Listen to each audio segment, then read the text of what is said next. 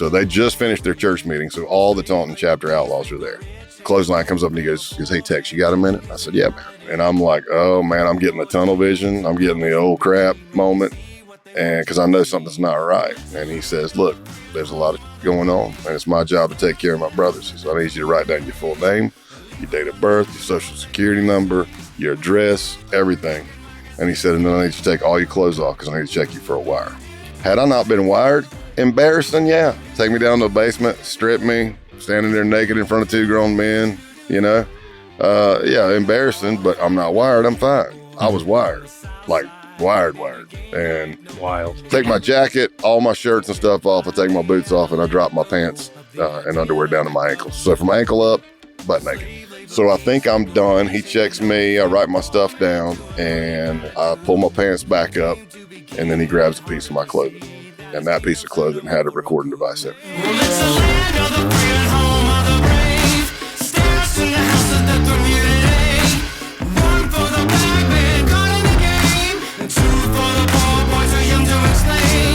I knew I was going to love this interview, but I had no idea how much in common I would have with this cat. We had fantastic conversation before, during, and after this podcast interview. I hope you can appreciate as much as I did hearing about his harrowing experiences working deep undercover with the FBI, infiltrating everything from motorcycle gangs to neo-Nazi groups. But his perspective on the people that he dealt with is unique and it's refreshing. Because again, not every bad guy is just a bad guy. So we get to really dig down deep and find out about these people as people. It helps us to solve crises and it helps us to understand one another a lot better. So I hope you'll join me in welcoming author and former undercover FBI operative, Mr. Scott Payne, to the Uncommon Souls TCast. So I guess starting at the beginning, and I won't make you just completely trench through the whole thing, but how does a knuckle dragger turn into a heroic undercover star?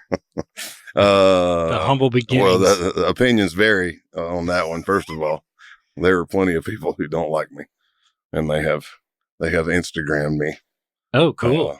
Under a fictitious account, with not using their true name, but whatever. I pretty much know who they are anyway. I just did, for me, it's just being blessed, right? Cause my skill set doesn't take me to Wall Street, right? I mean, the FBI works everything. I mean, you could have an embezzlement thing. I mean, you've seen the Donnie Brasco, you've seen the ab scam investigations, all this stuff. I didn't, I mean, if I did that, I was probably helping another undercover and I was just muscle, just standing on there, being a bodyguard or something. But, mine, I don't know. It just took off. I started at the sheriff's office and I got certified at the state level to do undercover work. So I got the bug there. And what kind of certification process was that? It was a 1-week school at the Criminal Justice Academy in South Carolina. I don't know where they do it now, but they still have the Criminal Justice Academy is still in Columbia, South Carolina. I just don't know. Like a state-run program? Yeah. Okay. And so you could go there for a week. If you pass, you get certified in undercover techniques. You go there for a week, you might get certified in surveillance techniques, building cameras into stuff and following and whatnot, doing recordings. Technical surveillance is what it was called. And then once I got hired by the FBI, I knew I wanted to do undercover because I'd already been doing it at the state and local level. And I really wanted to get in the program. And I just started kind of weaving my way and just looking for stuff. And when I was New York City was my first office. So I wasn't certified undercover, through the FBI program yet, but I was already being grabbed to do cameos and stuff because of my background. So me and another NYPD detective might deliver, a load of dope to a Jamaican gang, and that was our role. Kind of almost like a buy bus kind of thing. Yeah. And you look like a tough dude, but you also don't necessarily look like you'd fit a bunch of different parts, which was what people might assume. Right. And that's what a lot of law enforcement guys do is they feel like they have to fit into a role and change their look some extraordinary way. Yeah. I didn't do that. Yeah. I mean, even at the sheriff's office, I talk about this all the time. How many ways can you shave your facial hair or cut your hair on your head, what's left of mine anyway, and change your clothes and change your cars before everybody knows in that city you're a narc? You know, how do you do that? For me, I always stay close to who I am. You know, the tattoos were mine. I didn't get them for a case. I didn't have a target do them. I could have had a target. I could have had the government pay for some of them, but I didn't. Yeah. If you've ever had tattoos, you're sitting in a chair for 5 hours with somebody. You get to know them. I didn't want them knowing my personal stuff on my tattoos. Of course. You know? Yeah, putting your date of birth and your mother's name and what, right? Yeah, my daughter's names. Yeah. Of course. All hidden. Yeah. I think an aspect, having read the book to try to understand about you too, and part of the essence of the undercover work that you did, I think has a lot to do with your personality. And I don't even know if you're as keenly aware of that or not, because I know you've been through so much training. But you said coming up through high school and stuff, you were the cat that hung out with smoking section guys and jocks and heads and whoever, right? Yep. Do you attribute part of your adaptability to that? Is it just an inherent personality trait? For me, yes. I wouldn't say you have to have that to be a good or great undercover. But for me, that's me. I love connecting with people. Doesn't matter. Craziest of the crazies. Yeah. Smart, dumb, big, small. It doesn't matter. I love it. And that's something that I do miss about the job. I miss getting those call outs at 2, 3 in the morning because you may have a reputation as a good interrogator, a good interviewer. And they call you to come in. And I miss that, you know, but I'm filling the void by doing a lot of this, the book launch, going and meeting new people. I still teach and speak to different conferences and stuff, but I'm also an alert instructor, which is based out of San Marcos, Texas. So the alert is the national standard for training law enforcement on active shooter response. Yeah. They married the FBI in 2013, or the FBI married them, however you want to say it. Well, the FBI is kind of the standard, which a lot of state agencies and certainly city agencies follow in terms of arrest techniques and everything else. I'm sure they adapt. It trickles down. Yeah. Yeah, of course. A lot of it comes from the sandbox. It comes from your special forces. Then it trickles down to, you know, maybe it comes from our HRT, which is like a tier 1 team as well. And then it starts trickling down to those in the street. But, I started doing those undercovers in New York, and, then I landed an undercover that was classified, so I still can't talk about it technically. It's been outed, but we're on the cusp. Usually they classify something for 25 years. It was 2001, so we're close. Oh, man. Call me in a year. Yeah, I know, right? But I landed that. I got to do it for like 30 days, and then I got approved for another 60 days. On the same case? Yeah, from my management, just to extend. Yeah. From my management, and because of my training and already being an undercover, I excelled in that case, and they wanted me to be the primary undercover. And then that's how I got transferred out of New York City, because it's a full-time undercover. I'm living in San Antonio, Texas. I'm working a job, and that allowed me to get transferred to the San Antonio division. And that helped me get a slot at our undercover school. Okay. So talk a little bit about the travel arrangements and stuff like that. Like, when you're taking on gigs, I assume whether it's long or short term, each new gig you have, you've got to go in, and whether you're either starting something or somebody has a case where they need to insert you into somewhere. Are you flying back on a weekly basis, a monthly basis, sometimes a daily basis? Yeah. It might start with maybe like once a month. But once the case starts going, generally the paperwork says we're only asking that you come out once a month, and the management will approve it. But if you've been in the game, you know, if this thing takes off, we're going to be going more than once a month. Right. It's just kind of getting the approval up front on the front end. But sometimes, I'm traveling every 2 weeks, every week, or you're doing multiple undercovers. And I'm not just an undercover. The only thing I was supposed to be and required to be is a case agent, an investigator. Right. Because in the FBI, all those extra things, they're collateral duties. They're voluntary. Trying out for SWAT, being a SWAT operator if you make it, firearms instructor, tactical instructor, defensive tactics instructor. You can be evidence response team, undercover. That's all collateral duties. But you still got to handle cases from... Yeah. Until the day they say, hey, you're full-time undercover, or you're a full-time firearms instructor. Then you're mitigated from casework. But no, I think only twice at the Bureau was I labeled full-time undercover. Hey, if you're like me and you grow frustrated sometimes about ways that you can make a positive impact, I can tell you that one of the simplest things that you can do that goes such a long way is to like and subscribe to this channel and share some of these videos that you're enjoying. It brings other people into the middle, regardless of their perspective, to start engaging into that productive conversation that we all need. Thanks in advance. So yeah, I'm traveling back and forth. I mean, in a perfect world, it'd be great if we had like kind of like our HRT. It'd be great if the hostage rescue team is multiple teams of SWAT on steroids. It's former Navy SEALs, former Green Berets, you name it. They've come in the bureau, or it could just be a former cop that went up or whoever and made the team. But they're based out of Quantico. They train all the time and they're ready to go. In a perfect world, that'd be nice if you had some seasoned undercovers and they were all there and we could use Hogan's Alley and we could keep, like say you got a case and you call us and you're like, man, this is the issue. We're worried about this. We need to get into this. Then we could do that. We could work scenarios and get trained up first. Get ready for it. Well, that's a great idea. Or come into town. And they kind of had something that we tried to do that with, but it crapped the bed because of, there was some administrative issues. It's the government, man. Yeah, I know there were some administrative issues, and I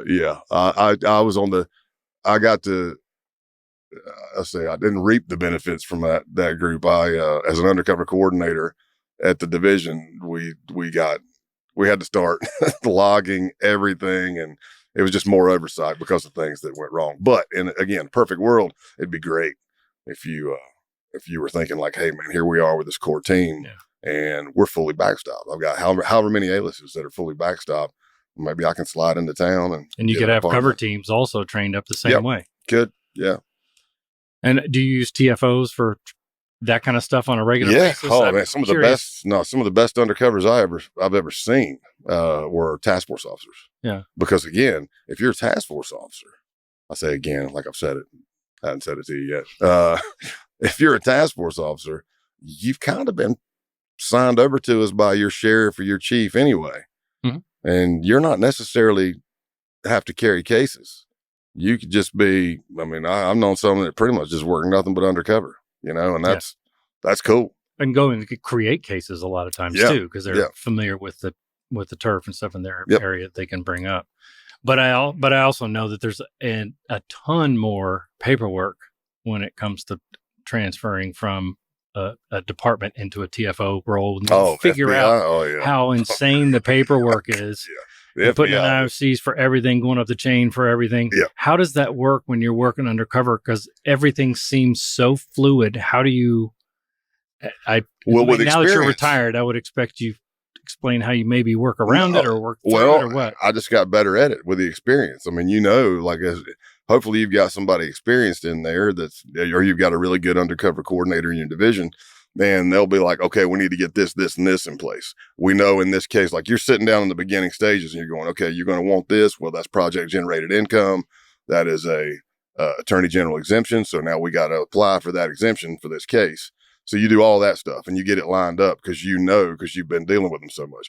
It would be very overwhelming for somebody who didn't know the system to walk in and try to get that done. But the cream always rises to the top. So even if you don't know in your division, maybe there's somebody that's over your area in headquarters and they will just guide you through it.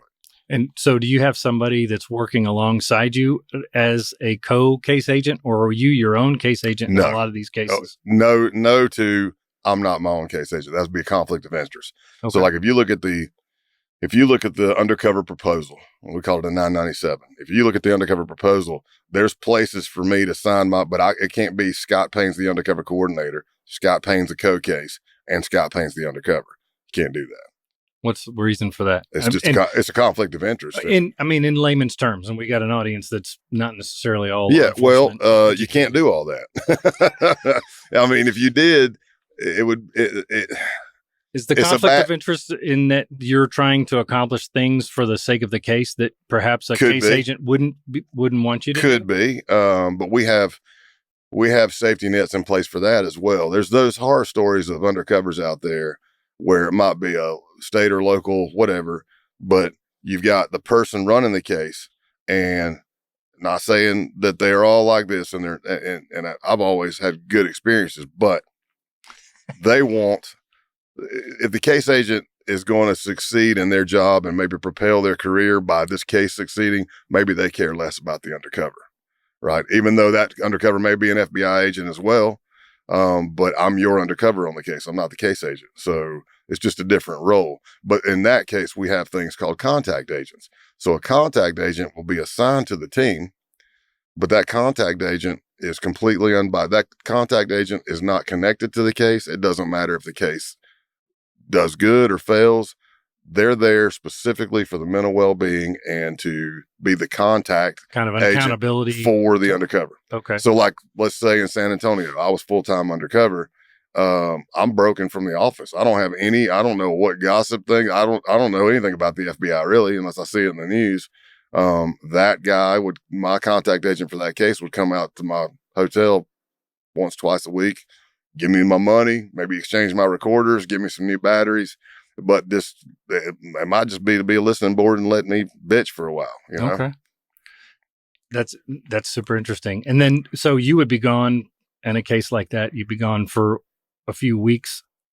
When we talk about you travel out and you travel back home. Yeah. You're talking about staying a week or out. so. It depends. I mean, it's a case by case basis, but maybe a week. You go in and I mean, you want to have your case team should have some goals. Not just, hey, you're going to come out and hang out this week. You know, we'd like to accomplish A, B, C, and D.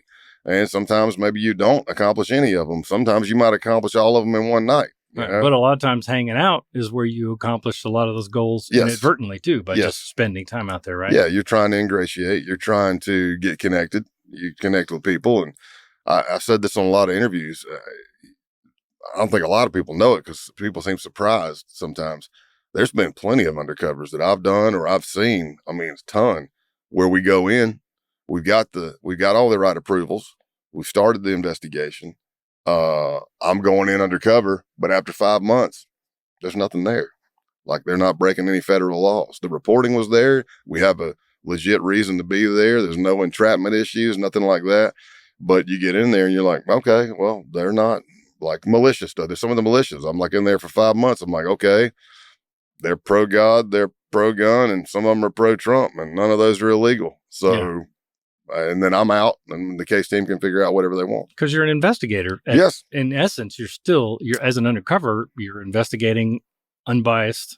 Absolutely. Yeah, you're looking for facts that could incriminate somebody or not. Or not, yeah. And it's like, because I don't think that gets a lot of play. That's what people are thinking. Because you usually see like, oh, if you notice everything that Scott did, he led. I'm like, I didn't lead it. That's entrapment. You can't do that. Right. And I think that's the impression most people have with undercover work is that they're just trying to trick somebody into doing something that they wouldn't have done. Yeah. Which obviously is in principle the opposite of what. I mean, it's kind of UC Undercover 101, right? We can't entrap you.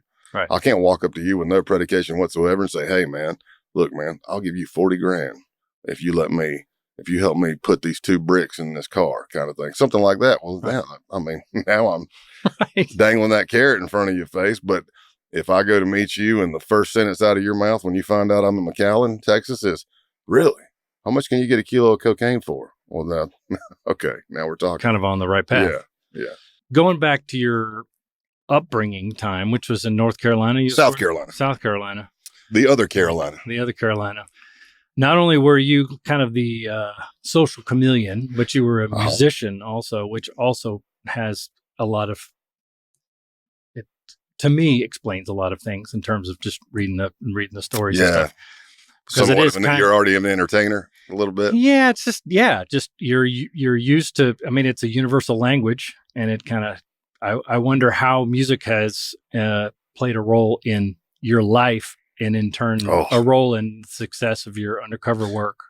I've used it a couple of times on Undercover. Sometimes they may not know I'm a musician or a singer, but I've used it. I mean, I'm even back when all I did was I put a microphone in just a CPU. It was terrible sounding, but I had the microphone and I just had my acoustic and I just sang a bunch of songs. The quality was terrible, but a lot of some of the targets, man, they're like, man, that sounds great, you know? Really? I'm like, thanks, you know?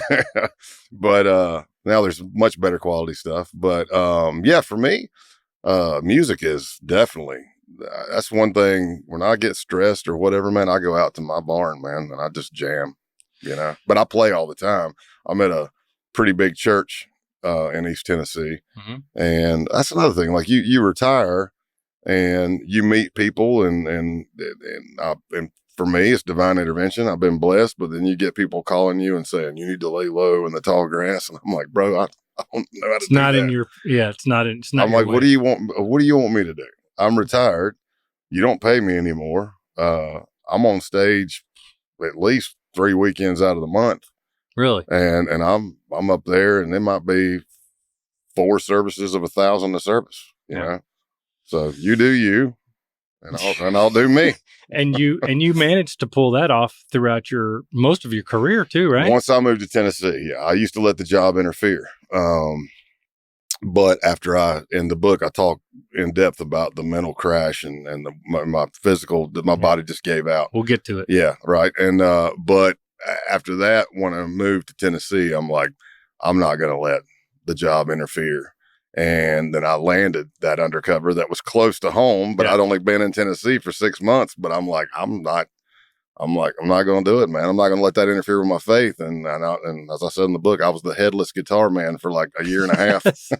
All the camera people at church knew. They're like, you can't put Scott's face on the camera. Right. So all the shots are just, just I'm a hand fingers. Model. Yeah, I'm a hand. When you're tall enough anyway, somebody's just like, oh man, you got to get the guy that's 6'4" or whatever he is. This is going to cut him off at the neck. So you got to you were blessed in more than one way because you got to keep your faith in check and then also play on a regular basis. Yeah. And keep your chops and even on that Undercover, I got up. I had an Undercover house. I'm like, I don't know if I want to bring my acoustic up here, but there's a music store in town. I go, I'm gonna go buy an acoustic, and then I'm like, you know what? I've got an old junk guitar. I'm gonna bring it up here with an amp and everything, and have some jam sessions. Yeah, Did you play with any of the bad guys? Yeah. I mean, not like a band, but yeah, they'd come over and we'd be cutting cocaine deals and yeah. See, I think that's wonderful, man. Jamming out. That's the perfect. My real good buddy, who was the other Undercover, Trucker Paul, man. That dude can cook some jambalaya. He ruined me because everywhere I've been to New Orleans so many times, Louisiana, I've had jambalaya at every restaurant. None of it touches his. So he's over there cooking jambalaya. I'm on the guitar. Cocaine deals are being done. Dirty cops are coming over asking for jambalaya. Yes. It's like, all right. So what kind of music do you listen to? Oh boy.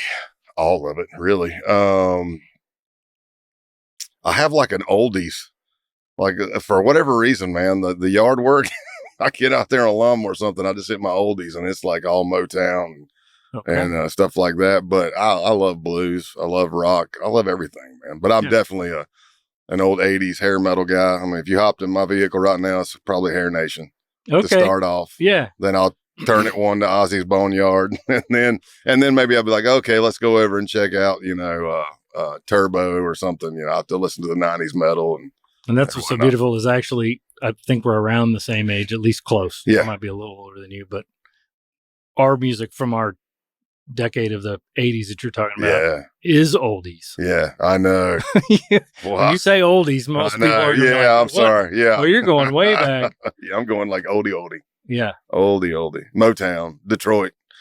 Well, that's James cool. Brown, Ray Charles, Aretha Franklin, all that stuff. Otis Redding. Ooh, I love me some Otis Redding. Yeah, and if you like the blues and rock and everything too, I mean, rock wouldn't be the same without putting some soul into it. No, you got to. Yeah. It's I love it all.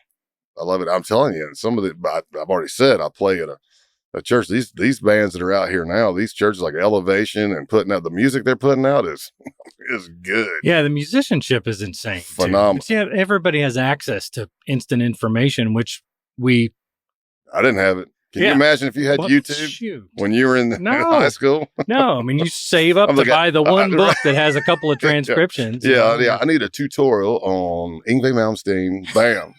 I'd have to slow it down for sure. Please slow it down, but they'll slow it down too. Yeah. It's ridiculous. But it's kind of cool too. It is. This is one of the and cool you got like AnyTune. You can download that app and you can just pick the song from and you can slow it down. Or I could say, hey man, that's too high. I want to drop it a full step. And the AnyTune, you can take the song and drop it a full step so you can learn it and play it that way. Pull the drums out, slow it down so you can hear every note being hit. It's insane. Yeah, we didn't have that back then. I know. Well, that's great. That's the only way you keep those chops up again is to keep playing. Use reps. Otherwise, right. Yeah. Reps, yeah. So you're still playing on it. Oh, Still playing still. Yeah. I would say that's a perishable skill if you're not getting the reps in. And for sure. I can attest to that. Yeah. I went to school for music and then took my break and then came back into music, and there was all these great ideas in my head that I had to teach myself again. Yeah. You know? It stays up here. It just, the faculties. How about those calluses? They'll wear off. By the fourth by the fourth service, I'm doing some bends and I'm like, oh, and they're like, oh, he's got the stink face. I'm like, no, this hurts. This hurts. That's what my face is doing that for. So, all right. So now we got generally understanding your character, which is a chameleon of sorts. You get along with all kinds of folks. I can just connect. The chameleon thing, we were kind of hitting on it. It's like, I didn't change my dress. I didn't change who I was. I'm just still me. I just connect with people. I like connecting.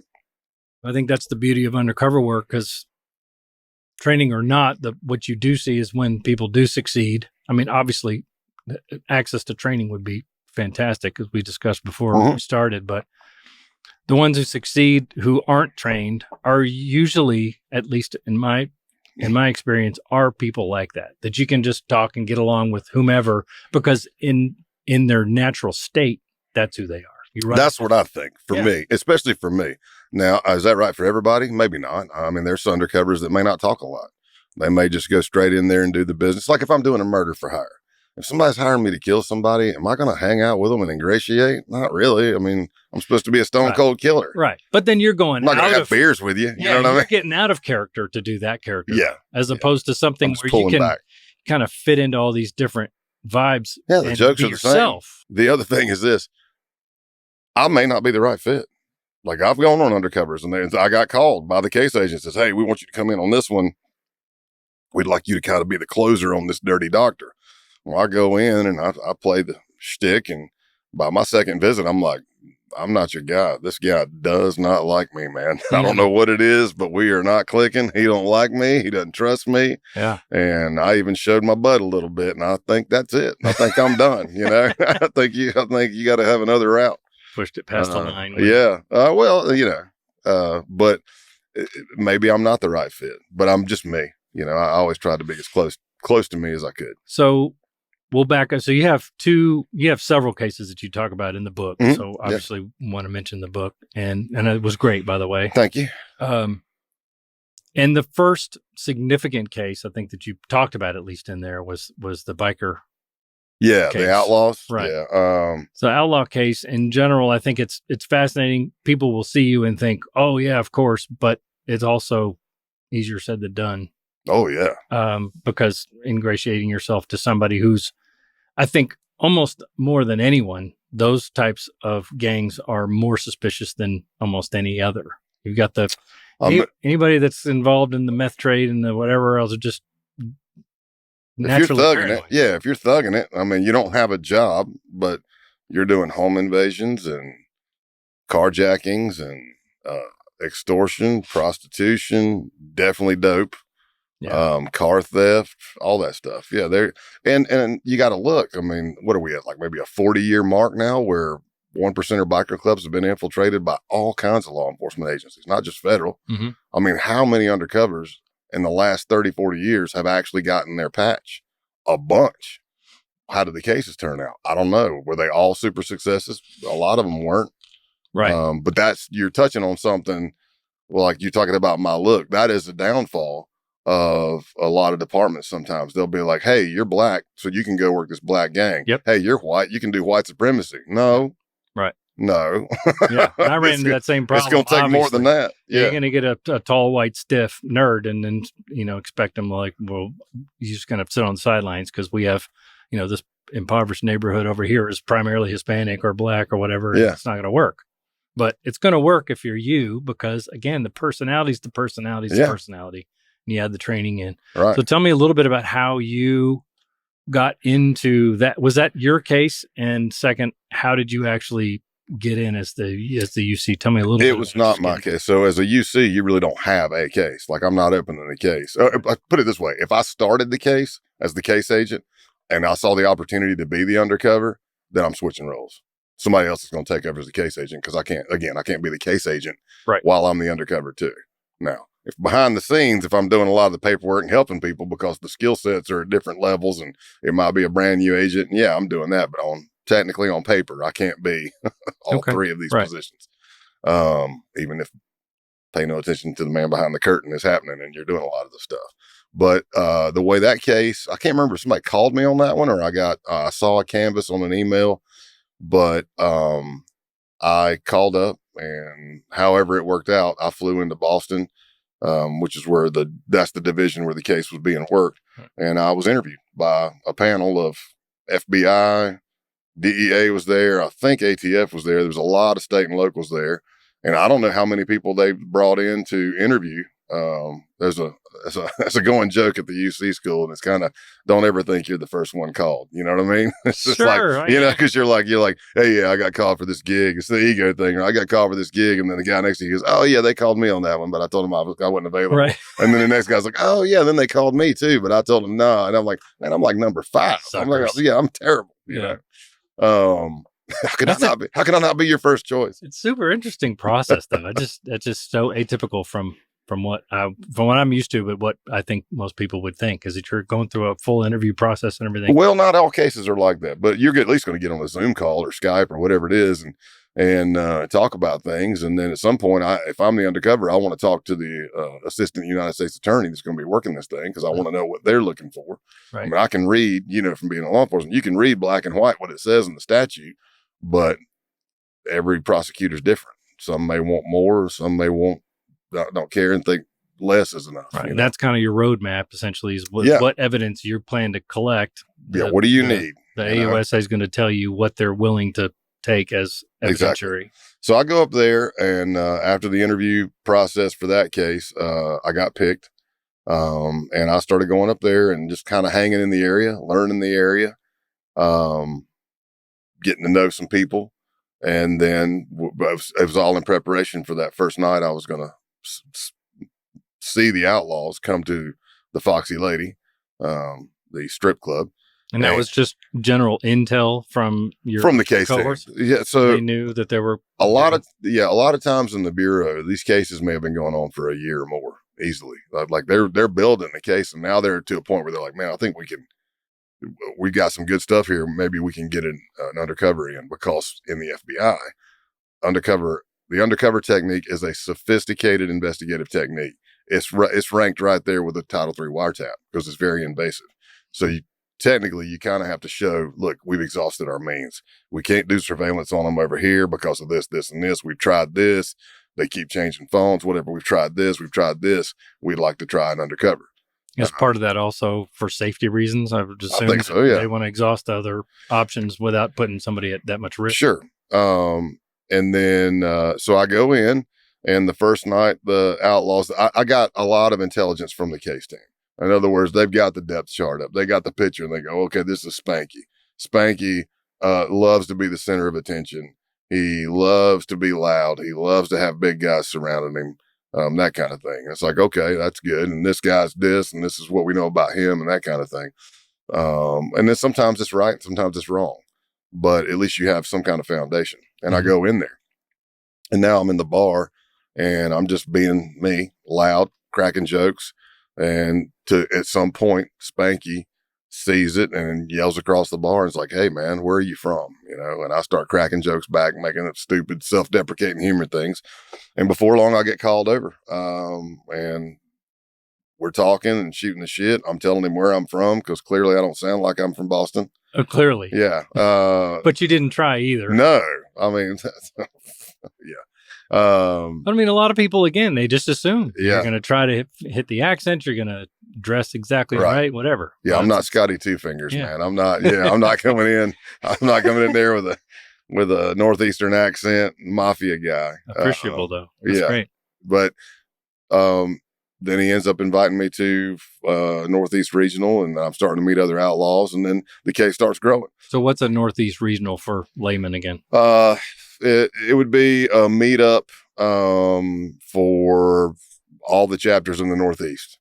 And they would have, they called it Lobster Fest. It was at the Brockton, Massachusetts Outlaws Clubhouse.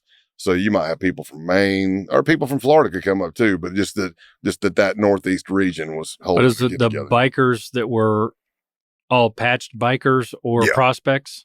Yeah. So, I mean, and support clubs. I mean, it could be Outlaws, and then the freewheelers come in, and then whoever else comes in, and because they're all kind of supporting the Outlaws because that's the outlaw territory. Okay. So, and how did you end up getting that? Just ingratiating, endearing yourself, like you said? He just invited me. So he liked me and invited me. And then I met another guy that first night named Scott as well. And we hit it off really good. So by the time I came back and was going to the Lobster Fest, I rode with Scott Town. Okay. And then that was your giant opening, obviously. I mean, because at first you're just kind of trying to just play it nice and light. You're not asking them to be invited or. No. I mean, I go where the case takes me on that one. You know, it's, and they didn't know I was doing any criminal activity at that point either. Right. I'm the site survey specialist. That's why my country bumpkin bud is up in Massachusetts. I'm looking at property for investors. And, so you purported yourself to be from out of town, right? Yeah. From Texas. So that you didn't have to stay there full exactly. time. And you want the potential target because they may, again, it could be 5 months and we find out like they're not doing anything illegal or nothing on a federal level, but you want it to be so real. Yeah. You want them to go to bed at night going, that was a normal day. You don't want them laying in bed going, that guy that came in here today, something's not right. Right. You know? But as time went on in the case, I let it be known that I also did criminal activity because they were already letting me in on their criminal activity and showing me some things and asking me about dope right away. Because I said I was down on the border of Mexico, and what they ended up believing that I was a high-ranking member of an international theft ring, and that I moved a lot of stolen goods to Mexico, which was all factually based because I would go and meet with Texas DPS and their investigators and like auto theft and stuff, and I also learned personally when my insurance from a Harley from New Jersey to McAllen, Texas, it tripled. It was like over triple. I got the first bill and I'm like, what is this? Yeah. I said, I was on the river at New York City in Jersey and it was nothing like this. And they go, yeah, Harleys get stolen a lot down Matter of time. border. Yeah. I'm like, oh, okay. So, it was 4x4 V8s and Harleys. And they started reporting things stolen first. They'd report their own vehicle or somebody's vehicle stolen so they could get the insurance money. Huh. And then they would sell me the vehicle at a stolen price. And that's how I started. And then next thing you know, you fast forward, you've gained more and more trust. You're ingratiating more.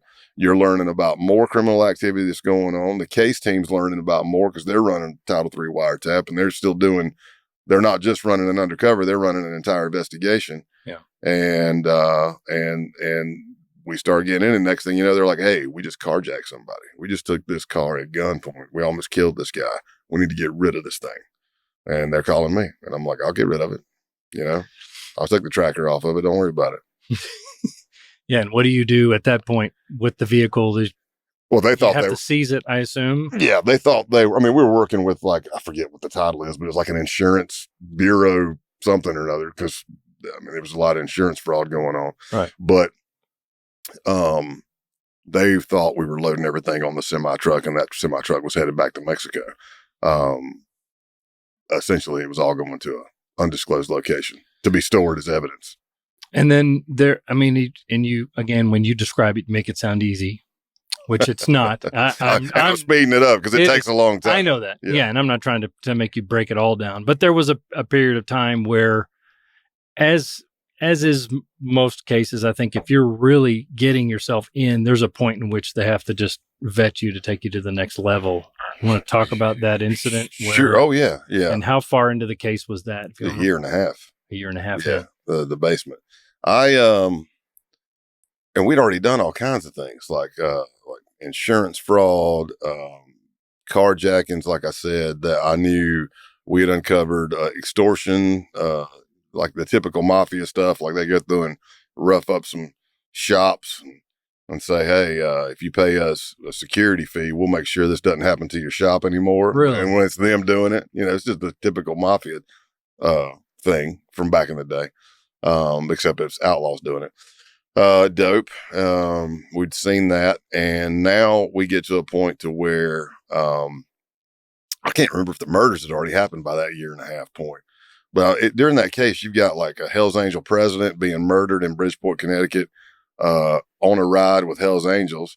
and we pretty much knew that it was a green truck with Florida plates. We knew that Florida Outlaws were up in the region because they were staying with our targets, and never pinpointed that murder, but there was a lot of smoke. Yeah. For there not to be a fire kind of thing.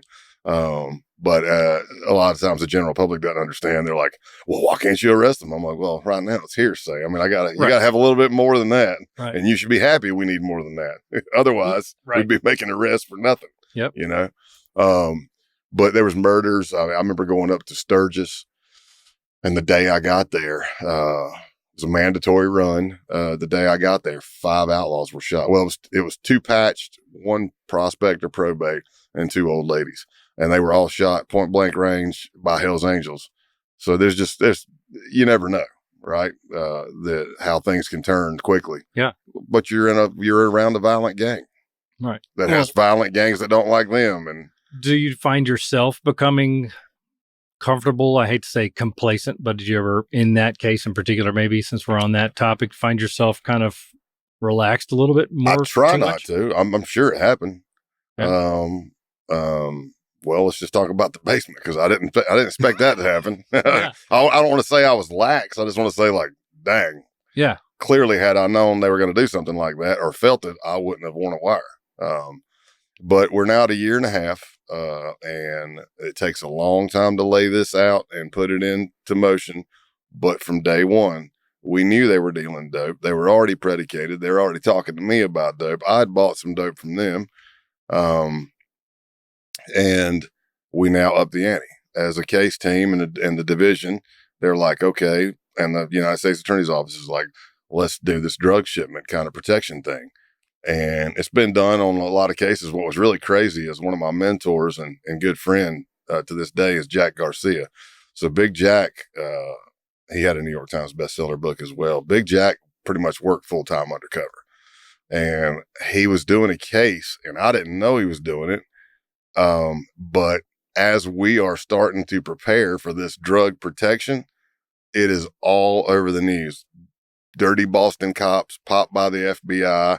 It went from Boston to Florida, and it was all over the TV, protecting a drug shipment. And we're all going, oh, that was what we were going to try to do, you know, somebody or still trying to do. Well, yeah. Do they have to deconflict? No, but they were just using the technique, and now it's all over TV, and you're like, so I said anything I could except drug and shipment and protection. I might have said drugs, but it was like security. We got to make sure this doesn't get ripped. I'm just doing anything I can to not hit those words that are all over the newspapers and TV. But so I go to the clubhouse, and they're like, it's the night before the thing's supposed to happen. They have agreed, because they've been hounding me. A lot of them were hounding me, especially the president, to meet my cartel connections. And because as a drug dealer, what do you want? You want the highest purity for the lowest price. Yeah. So you can make more money. Yeah. And cut somebody out. Yeah. And cut somebody out and step on it and whatever you need to do. So I go, we laid this thing out. It took a long time to do it, but essentially it's coming down to there's a drug shipment coming from my contacts, and it's going to another cartel group or organization. And they were going to be taking that into Canada. So of course, prosecution and everybody wants as much evidence you can get. So if multiple outlaws are talking about it and know about it, it's a conspiracy. Yep. And if they're talking about it at the clubhouse, try to get that, right? And that's what you do as an undercover. You're going in to get the evidence. So the night before the op, we had all kinds of undercovers flying in to help with the thing. They weren't with me. They were all probably out having dinner. You know, hey man, good to see you. All right, tomorrow we're going to ride around. I'm out there still doing it, which is fine because I was the primary. But I went in the clubhouse, and it was a weird exchange at the start. Like I got there, they told me to come. The president, Joe Dogs, told me to come. I get there, nobody's answering the door. I'm like, what the hell's going on? And then he finally comes, and he does the whole crack the door with his face. Hey man, we're not ready yet. And I'm like, well, why'd you call me? I don't want to say that's being lax. I don't know.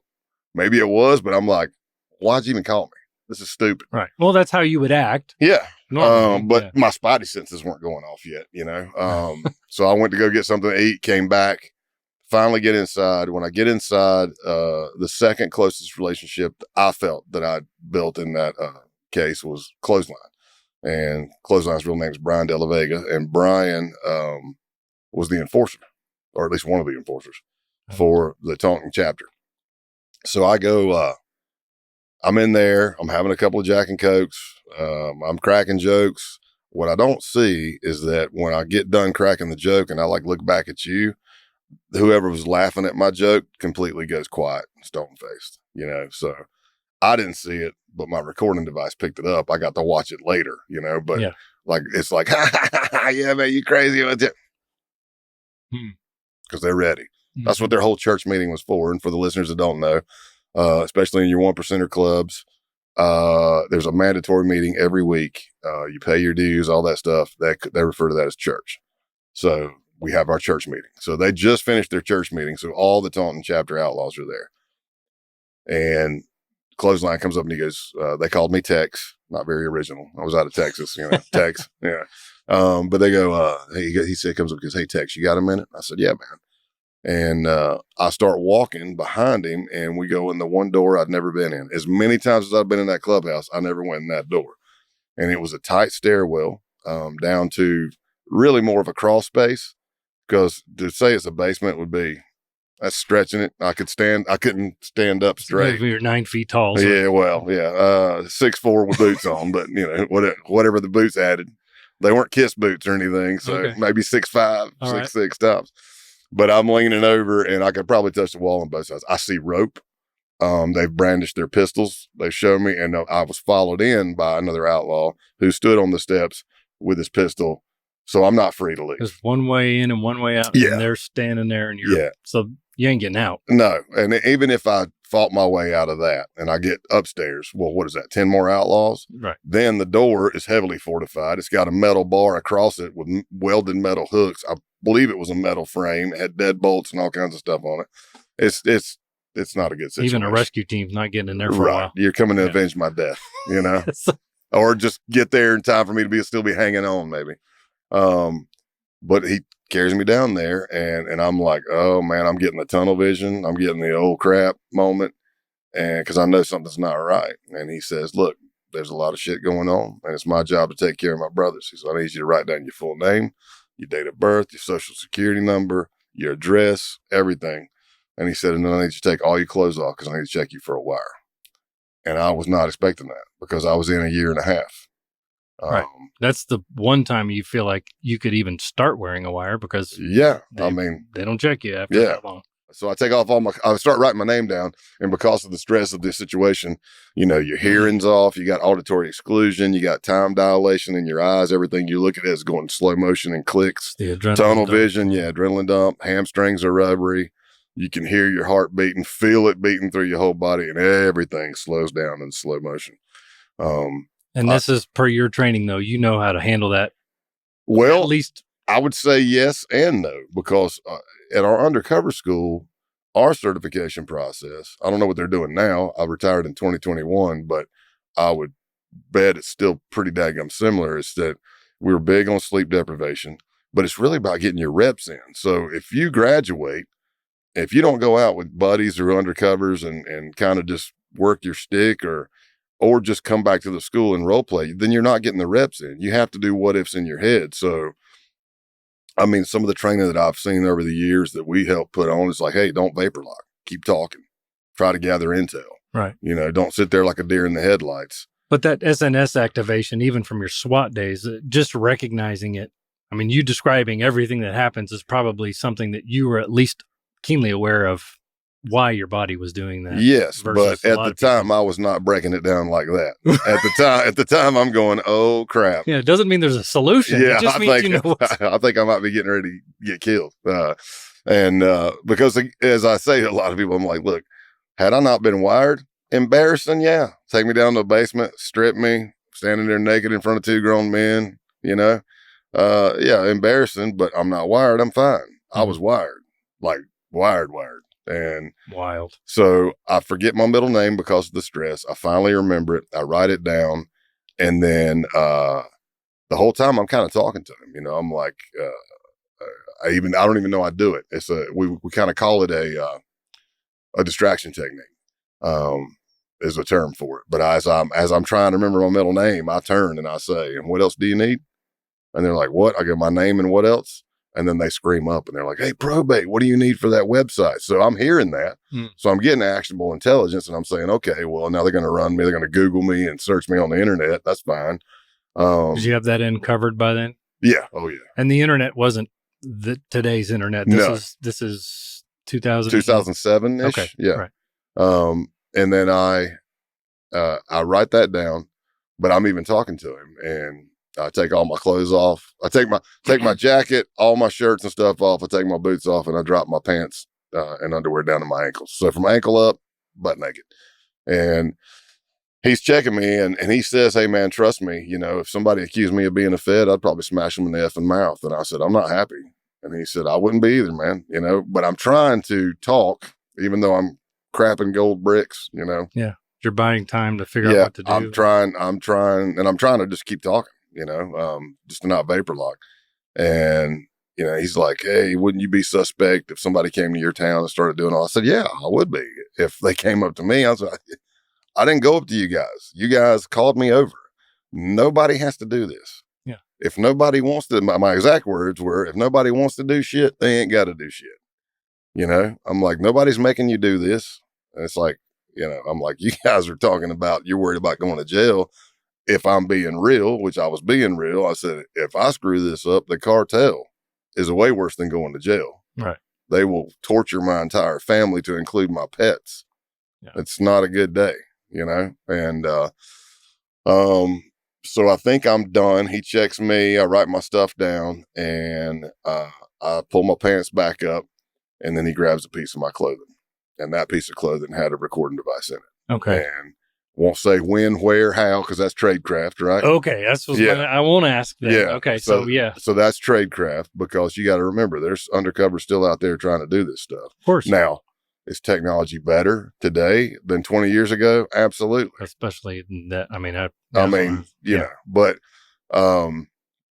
But he grabbed a piece of clothing that had equipment in it. And he asked me, he says, hey, I'm not going to find anything in here I don't want to, like some naked pictures of my old lady. And he laughs and I give some crappy laugh and I say, well, I hope not, and then he starts going through that piece of clothing and you can hear me on the recording do just an audible sigh. I don't know I do it.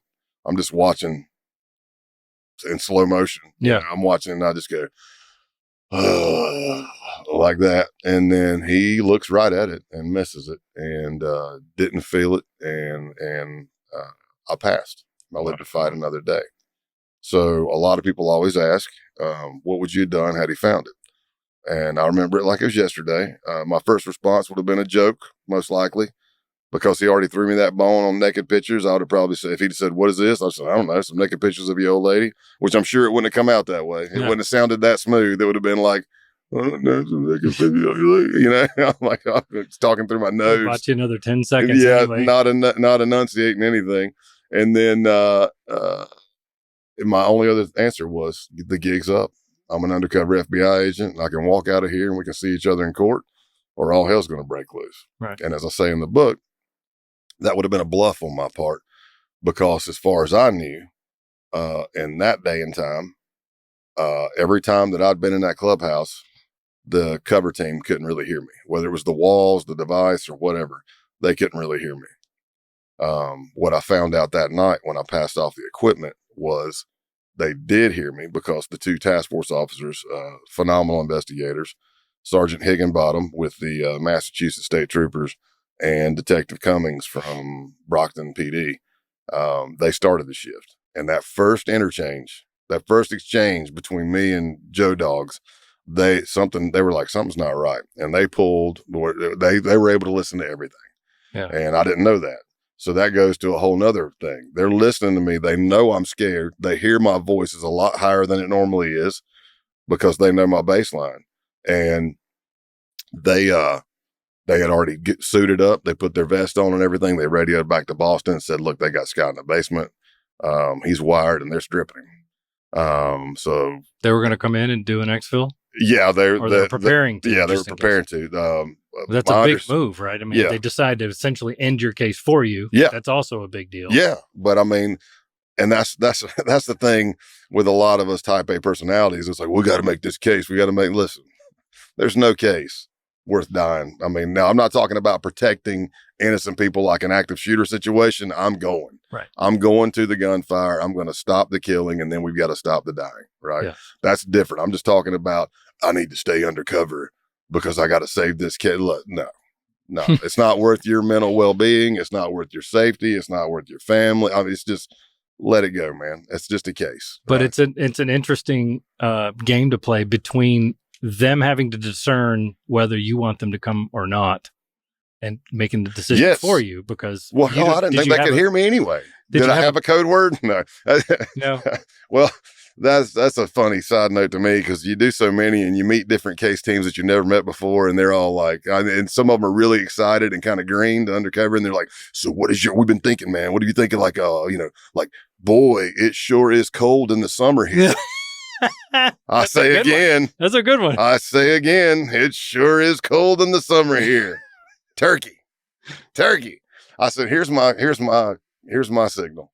If I yell help multiple times in a row, not just help. If I'm going help, that's a good clue.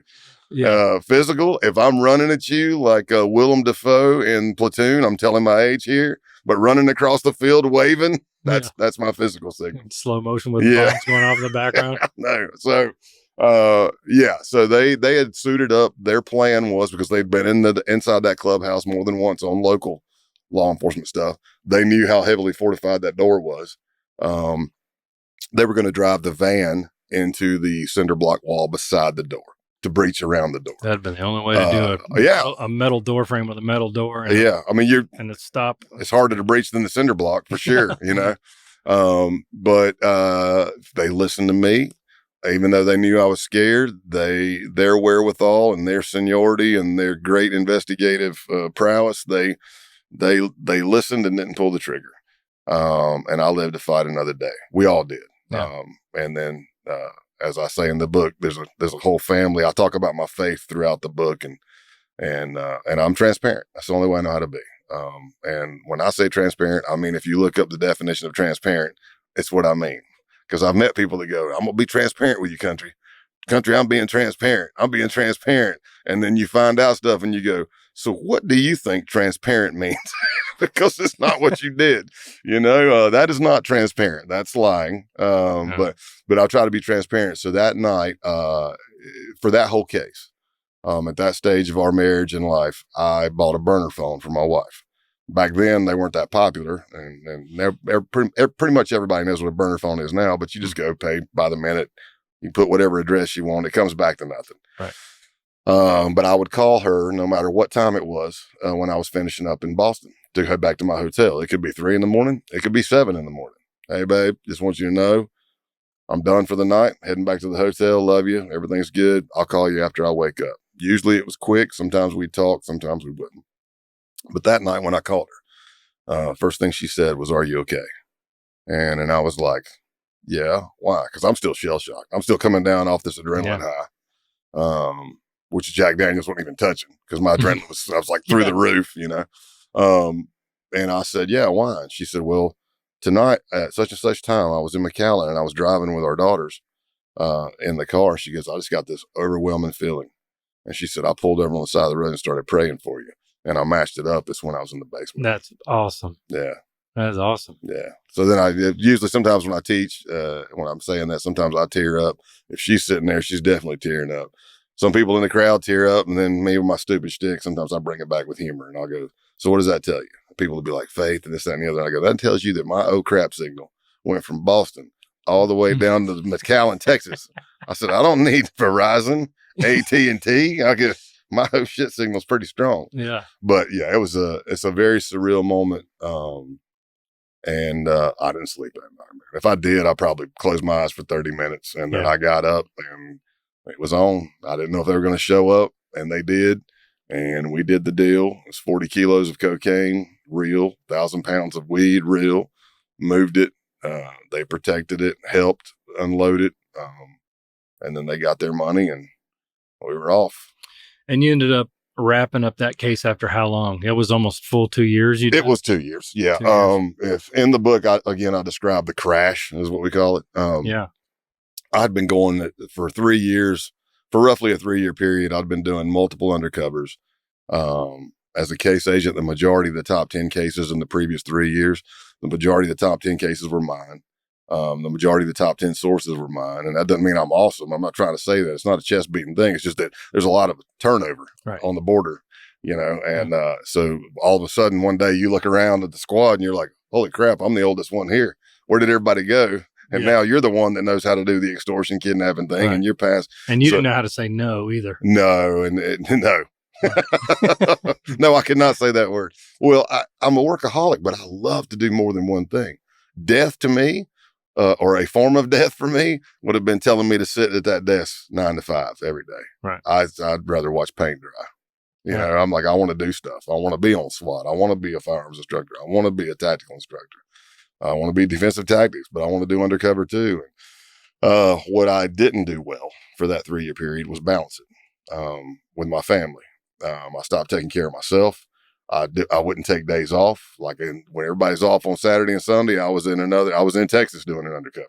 Yeah. And I'd fly back in late Sunday night and I'd go to work Monday and start putting all that together, still trying to run my own cases. And it caught me. It caught up to me. And so at the end, towards the end of the outlaw case, we have a section in the undercover unit called Safeguard. And Safeguard is set up to psychologically assess active undercovers. It was created by Joe Pistone and another undercover. He was actually, I don't know if Steve Bann was actually an undercover or not, but he was an FBI agent whose background was a psychologist. So they got together and came up with this assessment process. And they came down and did an assessment in McAllen because I called them. I self-reported. I'm like, I don't know what's going on. I think I'm crashing. I don't know if I'm having a nervous break. I don't know. I've never felt like this in my entire life. They came down. They diagnosed me as overassigned. I couldn't travel back up for the case, but I could stay on the phone and help close it out. So there was one guy before I got put on timeout that I met named Tim Sylvia, and he was introduced to me by Scott. He had just got out of prison. I mean, at this point in life, he had been in prison more than he'd been out. He's a coke dealer and everything else. And he knew about the deal. He immediately wanted me to do stuff with him. So while I'm down in McAllen, still fielding phone calls and stuff, he calls me and he's like, he basically says he's in the cocaine business. And if I could get him kilos at 18 grand a piece, he had enough to buy 10 of them right then and there. So and he said he had some stolen vehicles he wanted to get rid of too. So I called the case team and I'm like, hey, what do you want to do? Do you guys want to bite on this? And they're like, yeah. So I call him back and we lined it up to where I think I had the guys that were posing as my truck drivers. They went up to meet him, to pick up, I think it was a Hummer and a high-end BMW and maybe another car. And even if you play the recording of that meet, while they're meeting him, they're talking about me, and the truck driver who went by the name Tony actually calls me and says, hey, Tex, I'm here with, Tim, blah, blah, blah. Hey, I get on the phone with Tim and I'm like, hey, he goes, hey, I'm going to report this. We're going to report the BMW stolen Friday. I said, can you give me Saturday? Wait till Saturday because that gives me one more day to get it in Mexico, right? Because it's got a tracker on it and that kind of thing. That makes it a lot more legit too. Well, yeah. Give it a little bit and I mean, driving a truck across the United States. What if you get a flat tire? Right. What if it's a snowstorm? Right. What if there's a fatality wreck? I mean, real stuff happens, right? Yeah. So when they went to load those vehicles, he hit them for the same thing. Hey, if you got 10 kilos, I can, at 18 a piece, I can buy 10. And that's what they did. There was like one more meet between. It wasn't a secondary undercover. When you do undercovers, clearly I'm the primary on that case. Right. If you come in and you're just driving a truck and all we do is load up vehicles in your truck and you leave, that's a cameo. in my book and the way I was trained. That's not a secondary undercover because you're not even going to meet the bad guys. You're playing a quick roll in and out. Now, the guy I talked about, Trucker Paul, on another case in Tennessee, now he'd come stay at the house. We'd go out. He'd help me. He'd be meeting everybody. We'd go to these bad guys. That's a secondary undercover. But these guys, so the guy that was riding in the passenger seat went and met Tim Sylvia one more time to maybe tighten up some loose ends for the U.S. Attorney's Office. And then the takedown was a reversal. When Tim showed up to get the 10 kilos of dope, they took him down and arrested him. And that was the catalyst to kind of, all right, we got everything else we need. We're taking everybody else down. And then down. did the roundup after that? Yeah. So you did the roundup remotely. Yeah, I wasn't allowed to go. And actually the way it ended was I was in Nevada putting on training, and I still had my UC phone. And I got back in the wee hours of the night in Nevada, and I don't know, was that 3 hours behind Boston? I don't know, but yeah. So my phone's chirping, and it was an Nextel. They were big back then. It's chirping, and I go over and I listen to some message from Scott Town, the guy who I befriended the most, right. my friend, and he was telling me that Tony and the other truck guy, and Big Timmy were arrested. He said, I don't know what's going on. He said, I just got a call. They were arrested. He said, I wanted to let you know right away. I said, thanks, man. I said, I don't know what they're doing. I said, sometimes they do stuff on their own. I said, but I'll try to figure out what's going on. He said, well, I'm going to get cleaned up, and then I'll find out what's up, and I'll call you back. And the last words he said to me were, I love you, brother. And the last words I said were, I love you too. Yeah. And that was it. Yeah. He didn't know that a SWAT team was getting ready to hit him about 40 minutes later. Yeah, and that's kind of the beauty of these cases too. When you go that long, it's extraordinary to do what you do, maintain the focus of the case, and especially in your instance, I was impressed to find out that you self-reported too, knowing that you'd spent all this time. You had to really, really, really be crashing. So basically call yourself off of that after that long. But it took them like 2 weeks to get down to McAllen to assess me. So by the time they showed up, I was already in my head thinking, oh, I'm good. I'm back now. I'm back. I'm ready to go back. I'm ready to go back. Even though I'm breathing through my chest, I'm not breathing through my belly. I'm really tense. I'm just all stressed. I'm just beat down. And I'm a walking zombie, man. I'm on antihistamines, decongestants, inhalers, hydroxycuts, coffee. Yeah. That's a cocktail for anxiety. Yeah. And you're still fitting in heavy workouts and all kinds of stuff. Yeah. Yeah. So so when they showed up to do the assessment, I was ready to lie. I was ready to be like, I got this. I know what the answers are. And then, a former buddy of mine, we were buddies then. Things change. Mm-hmm. But he was the counselor, and he said, Country, we've known each other for what, like 10 years? I said, yeah, man. He said, let's switch. Let's do something different. I'm you and you're me. What would you tell me to do? And that's one I wasn't ready for that one. And I was like, as soon as he said it, I was like, oh, you son of a bitch. He's making me lie to a friend. I know. And I know. And I lowered my head and I looked down and I said, I would tell you that you need to take a break and that you should have taken one a long time ago. Yeah. And he said, good answer. It's like, you're going on timeout. So, yeah. Well, what age group were the folks that you were infiltrating then? During the Outlaws were what? 30s, 20s, 30s, 40s. So yeah, it wasn't a young group. Right. But so closer to the age you were at the time. Yeah. Yeah. I turned, so for most of my career, I made myself older. I was always like, I was born in 71 in real life. Okay. But I said I was born in 69. It was just easy for me. I could still reference the same music. Right. Yeah. There you go. That's right there. There you go. So I could reference the same music, just be 2 years off. And then it's funny because you can say 69 and a dirty group, but, I always made myself older. So I actually turned 40 when I was with the Outlaws. Right. So I had my 40th birthday party, my fake 40th birthday party. Yes. I was really 38. Right. But I had my 40th birthday party with the Outlaws. So when I turned 40 for real in McAllen and everybody threw a party, I go, this is all right. The party at the Outlaws was way better than this one, Yeah, then you get older and then you want to become younger. I had to. Well, I had to because I can't roll into the neo-Nazi teen 20s and maybe a couple of 30s being 50 years old. Man. So it's interesting. And I'm trying to figure out what order is the smartest to go about this. Because when you did the roundup and all those cats are gone, you had some really close relationships with those guys. Especially Scott. What kind of sentences did they get? They did pretty good. I mean, Tim Sylvia got the biggest because he had all these priors. Okay. So I think he was in the 20s. I think we list it factually in the book, but Joe Dogs and Clothesline, I think, got 12 and a half years. Okay. And I can't remember what Scott Town got. I want to say he got like 6 to 8. But mainly for drug charges and stuff like that. And some people, they're like, man, you know, you kill somebody, you get way less time than you do for doing dope. I get those arguments and stuff, but you have to know what's going on behind the curtain a lot of times. We have all kinds of charges. And if you're the leader, well, we want you off the street. And if the biggest charge and the biggest time, you're going to sit down, they're going to be with their attorney, we're going to be with our prosecutor, and we're going to start working out a deal.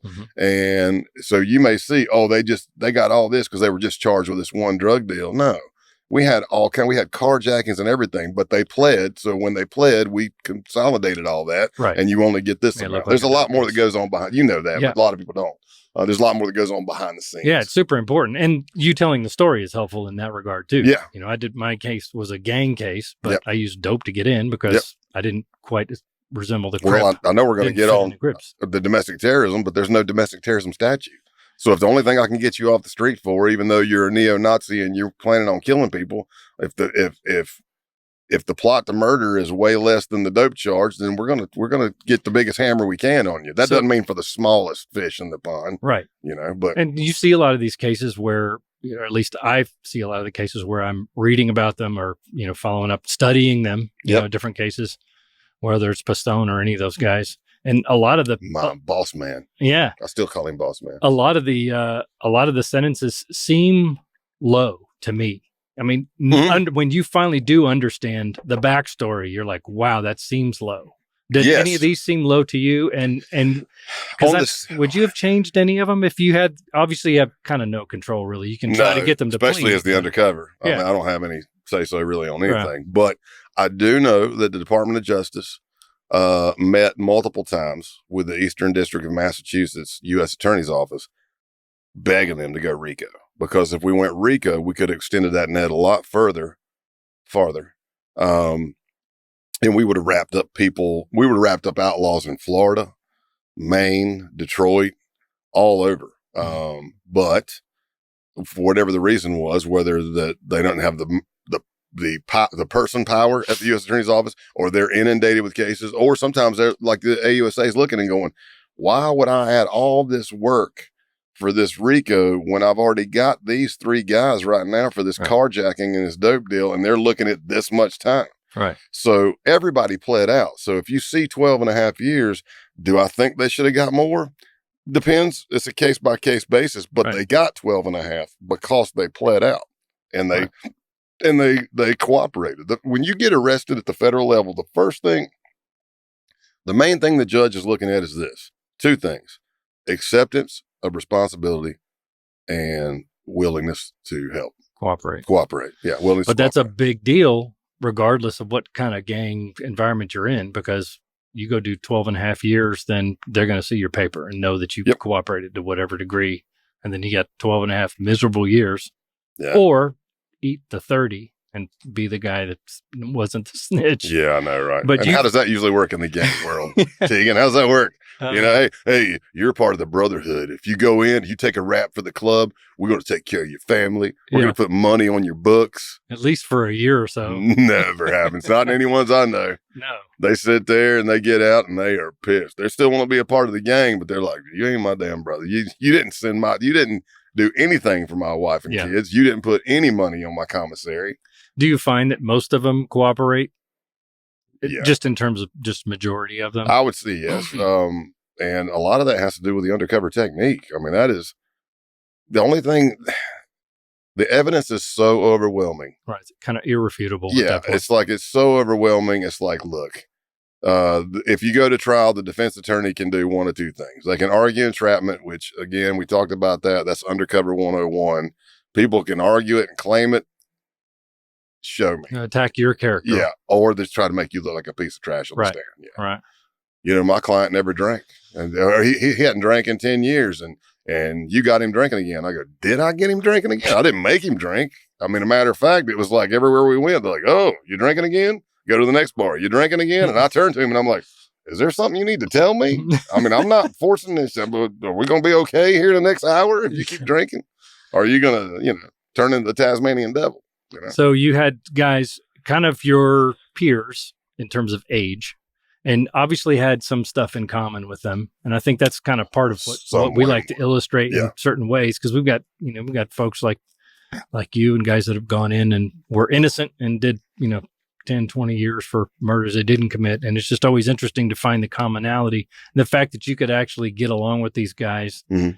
I always look at it as, if you take the sociopath out, we have even a lot more in common. Did you find that was the case? Even though it seems like these guys are super immature. Well, at some point. Sadly enough, I may have some common traits with the sociopaths. I remember, and it was Scott. I'm pretty sure it was Scott Town. We were talking. It was during that case because there was something is like serial killers have the following traits. It was just something like it was in a magazine or something, but like it was like 12 traits, and I'm going, damn. I mean, I don't do it anymore, but I did do that. Yeah. I'm like, woof. That's not good. That's super interesting. So, I'm not a serial killer, by the way. Oh, thank you. So says every serial killer. That's true. Until they get they're tied up by the feds, and then they tell them everything. Then they got a book. Yes. Yeah. Then they get a book too. I got a book. Yeah. So I'm interested now to compare and contrast a lot of what you went through when you did infiltrate the neo-Nazi groups, because at that point, it seems like there's a lot of immature behavior, which I think in general, if you're in a gang and you're an adult, that's kind of part of the game a little bit. There's a kind of a lack of life context for you. So you just kind of are immature in the way you think, your philosophy, etc. And that's just me, but I would be super curious about your impressions of the way you were in with your peers in the Outlaws versus going in as an older man and dealing with these 20-somethings who have these crazy philosophies. Mm-hmm. And I'm curious if you felt any remote commonalities with them at all. Were there some things that you could kind of see? Did you feel sorry for them? Did you feel like any kind of sympathy for some of their perspectives based on an upbringing or anything like that? Well, I definitely believe, because I've seen it, the whole you're a product of your environment kind of thing. But I mean, I found some things to bond on, but really I was just connecting. To say I bond with somebody who believes that there's a hollow earth and Hitler's still alive in it with 15-foot giant white guys waiting to come back, a little tough. Yeah. A little tough. Jack Daniels helped with that. Well, that's why I asked. I'm like, wolf. Well, not to mention and then sometimes I crack jokes on them. I'm like, really? It's concave Earth. Okay. Well, how do you know the Earth's concave? Well, it's a little known fact that Hitler did a study and he fired a rocket, and then I forget the story, but I think it ends like this. He fired a rocket and it eventually hit something, which means the Earth is concave. And I'm like, well, what if there was a hill? What if there was a mountain? I said, or what if whatever's fueling the rocket, it runs out and it just hits the ground? Yeah. Well, we don't know all the nuances of the test, clearly, but I mean, Hitler shows that it's a pretty impressive rocket that can go around the world or across the world anyway, in the 40s anyway. And I'm like, what about all the pictures of Earth? Oh, that's fake. That's just one picture that's redone over and over and over. Yeah. And I go, okay, I haven't been to space. I can't argue with you too much, but yeah, it was just in the ideology. If as a Christ follower, and I'm sitting here and we're doing satanic type stuff, right? Yeah, it's different. Yeah, it's different. But I'm in work mode too. I'm trying. For that group in particular, the base, we just saw so much. We had so much predication and complaints and things coming in from across the pond, from other countries. World working partners and within the United States. So again, you're being a proactive investigator. And in this case, I'm an undercover and I'm going in, and in the beginning, I'm just trying to connect. gain trust and learn if you guys are planning to do anything bad or not. And if you are, what steps have you taken or are you planning to take to do it? Right. And that's eventually what we found out. And it turned out to be a fruitful investigation in this case. Very, yeah. But it's also interesting to see the scope of time between those two cases. Oh, I mean, yeah. There's kind of what you highlight in the book too, but understanding that, man, when you wore a wire in the early aughts, it was, just like in the movies, and everybody knew to where to look for is taped to your chest and all kinds of goofy stuff. They had a couple little fidgety ones. Yeah, that was the narc days, boy. Yeah, and they're ridiculous, and it was so easy to find, and half the time they didn't work, and all the new gadgets, key rings and stuff like that, never seemed to work right. Your phone would run out of room or whatever. Whatever you you're hear trying keys rattling the entire time because that's where the microphone's at. Right. And you're like, I can't hear shit. Yeah. So it was really, and then the birth of the internet was still new, so it wasn't possible for somebody to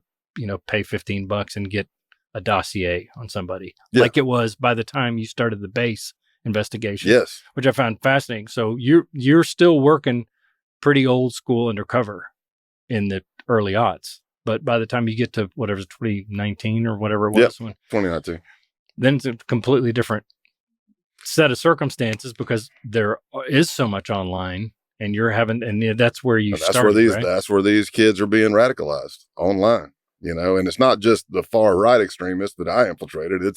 It's your radical jihadists. They're doing the same thing. I've got peers, mentors, people I've been blessed to mentor, friends that are undercovers in that realm. And they're telling me, hey, country, it's the same thing, man. They're getting radicalized online. And, some of the common traits I saw in the base with the youth, and there were some other cases that I infiltrated neo-Nazi groups, not planning murder plots or anything like that, and nothing really came of the case, but it was the common themes I saw, and I'm saying this is the be-all, end-all, because there's no boilerplate for a terrorist. There's no boilerplate for a murderer, right? But common traits I saw would be like the kids, I say kids, but they were kids. Some were 30-something years old with a job, but the common traits I saw might be outcast, socially a little awkward, not accepted, most likely been bullied at some point, can't get a partner. And here you look at a young guy with testosterone going through his body, and he goes into his bedroom at night and hops on that smartphone and starts diving down hate. I mean, you got all these apps that are out there that are reportedly encrypted, and a lot of them are. You got your Telegrams, you had 4chan, 8chan, 12chan, Threema, Riot, Wire, Gab, all these things. And there's more out there now. I just don't have my finger on the pulse, nor do I want to, really. I'm like, unless the Bureau wants to start cutting me some checks, but they go in there, and some groups I've infiltrated, man, you wake up and you're 1,000 posts behind, because all night long, people from all over the world that are in that group have been spewing some of the most vile, hateful, anti-Semitic stuff that you're like, oh my gosh. And then if you get into the accelerationist groups, which is like the base and Atomwaffen, then you scratch the surface on a lot of those, and you find somebody that's tied to O9A, Order of Nine Angles. This recent kid that just got arrested, that I can't remember, did he kill his mom and stepdad or dad and stepmom? Either way, he killed his parents. Right. And then he was going to try, they uncovered that he was going to be trying to assassinate Trump, and they arrested him. But it's the first thing that as they start reporting towards the end, they're like, oh, well, he had neo-Nazi ideology. And I'm like, okay, accelerationist. And then they mentioned O9A, and that's satanic. Order of Nine Angles is white supremacy to a whole nother level, tied to Satanism. And you want to talk about some graphic, vile stuff to look at online. I mean, they're huge on sexual abuse, rape, pedophilia. It's not good. No. It is not good at all. And so when you talk about the upbringings and the common themes among that stuff, is there anything that we can see at this point based on, I know you've left now, but is there anything you can see? Are there groups that wouldn't qualify as an investigatable or a prosecutable group that often lead into some of these other ones? Because it seems like to me we've got so much extremism going on now that you could have a left or a right extremist group that very easily it's like a baby step to the next level, as opposed to someone like you or I having to go from the middle all the way out. So, great question. I'll speak on the domestic terrorism side of this far right extremism. In America, we've got the First Amendment. So you got freedom of speech. So you can walk out in the street here right now in LA and say, I hate all insert racial slur. I hope all insert racial slur die. That's not illegal.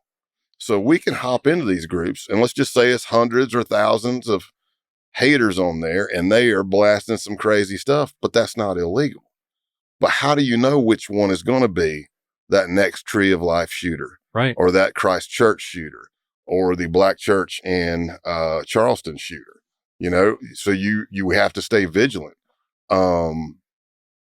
And that's the thing, like with the base, we got in there. And once I started gaining more and more trust, I mean, they were saying crazy stuff, preparing for the Boogaloo, the D-Day, the race war, and all these things. And we're going to rape the women and blah, blah, blah. And nobody ever said who was going to be Hitler, because when you ask them that, they're like, oh, who is going to be Hitler? Well, they're going to be one, buddy. Who's going to be fighting it out? And surely to goodness, if we have an ethno state of nothing but white people, that'll fix everything. Of course. There'll be no drama. And I heard you talk a lot about these guys would talk about some of the extraordinary things that they were willing to do, but still had some semblance of like, I can already tell I'm going to regret this, but I'm willing to do it anyway, kind of for the cause. Yeah, kill your parents. Yes. Yeah, I mean, I had that one guy, he said it more than once, and a lot of times when he said it, he'd be crying. He's like, that was the Canadian that absconded illegally into the United States after being doxxed up there or being outed. He said, he goes, and this was a lot of their beliefs. If the Boogaloo happens and it's D-Day and we are now in the racial holy war, if you are not fascist, that automatically makes you anti-fascist, and the penalty is death.